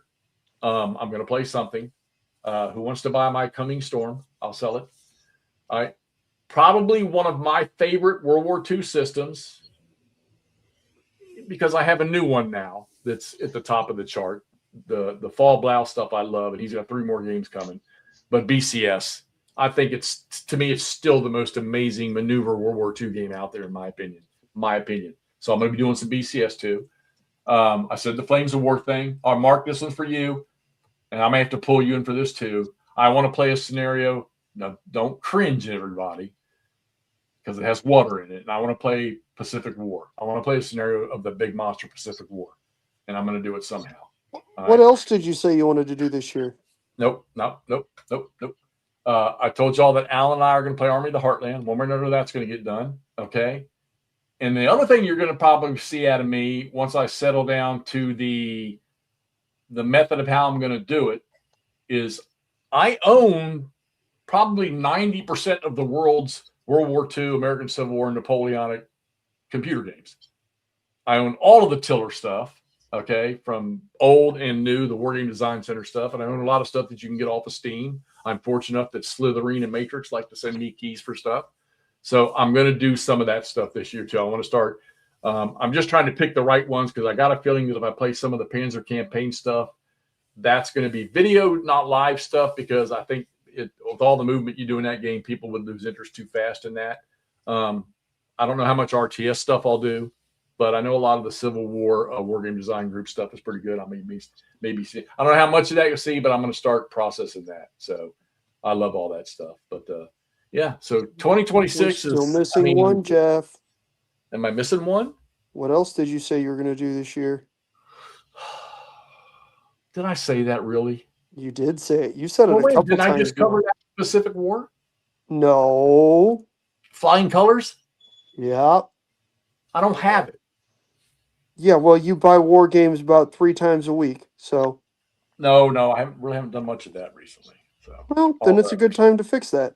although I've been buying miniature That game stuff. storage on the way home. So That's correct. something It doesn't that have to be Flying Colors, but Jeff did say he was going to try and play a naval game this year. I thought Pacific War would cover that. It's going to have No, aircraft carriers in it, I'm sure. Dickhead, that doesn't count. Why not? I've got Valcour Island on my list to do. It's happened There you in 1776. It's an awesome Yeah. one. I've played it before. Something's going to happen. I'm also going to I'm sending a bunch of shit to Noble Knight. So it's got to happen. I need 500 games, man. I got to get rid of some stuff. So easy. Not gonna get any money for it, but it's so easy. Oh, God, Well, yeah. I'm sure you could trade for Flying Colors. Or I don't want I'll to let buy you know. I'll Flying let you know Colors. about. Can't we just play it on Vassal? I don't want to buy the game. I'm going to go play one scenario of it. Yep. How about this? I'll try this Master and Commander game. It might be real simple, and then we can play that. What's it? The Master? Huh? That White Dog Games game I just picked up. It's supposed to be pretty simple, and maybe we can play that. I'm not buying Flying Colors. I didn't fucking. I just offered an alternative. He's still trying to sell me the price on Noble Knight. I don't want to. I remember I bought one of those expansions of that for some Muppet somewhere else, and I don't. You know what's going to suck though is I'll finally get to play it with somebody, and I'll find out I like Naval. Exactly. Yeah, dude. I don't want to do that. It's going to tickle your pickle, and you're going to like it, but not want to like it. Here's the preview for the next year's show, 2027. Hi, I'm Hexy, and I'm pretty much just going to play Age of Sail games, miniature and board games. That's my impression of Hexy. So, It's hey, pretty look, badass. a double. There we go. And you live nearby too, Slav. Yeah, you know, Bob. I'm not those games, the Atlantic Chase, the Hunters, and all that. I played the I tell you what I want to try, and it's another. I'm not going to buy them, but those tank leader type games. Doesn't Berticelli have a system like that? Yeah. And, Tank Duel. Yeah. And DBG, don't they have one, or is that the same one I'm talking about? Yep. Greg Smith stuff. I would probably try one of those. So there you go. I mean, come on, guys. I mean, look, I'm stepping out on the edge of the diving board with freaking Flames of War, and You're doing a great job, big dog. Hey, I might play GBACW this year. You never know, Jeffy. GC or GB? GB for dipshits. You will. That's what we got to talk to Nick about. I ordered 2 copies so that Todd will have one out there, Mm-hmm. and you'll have the simple rules, and you guys rules for simple people, baby. You all will play it. So, yeah, I want to try one of that. I'd like to try one of those. And that JU-87 game from Lockman, I'll probably give that another whirl too. So, but there you go, guys. That was not bad. I mean, a lot of stuff got done in 2025. Looks like and you know how it goes with us. It's squirrel.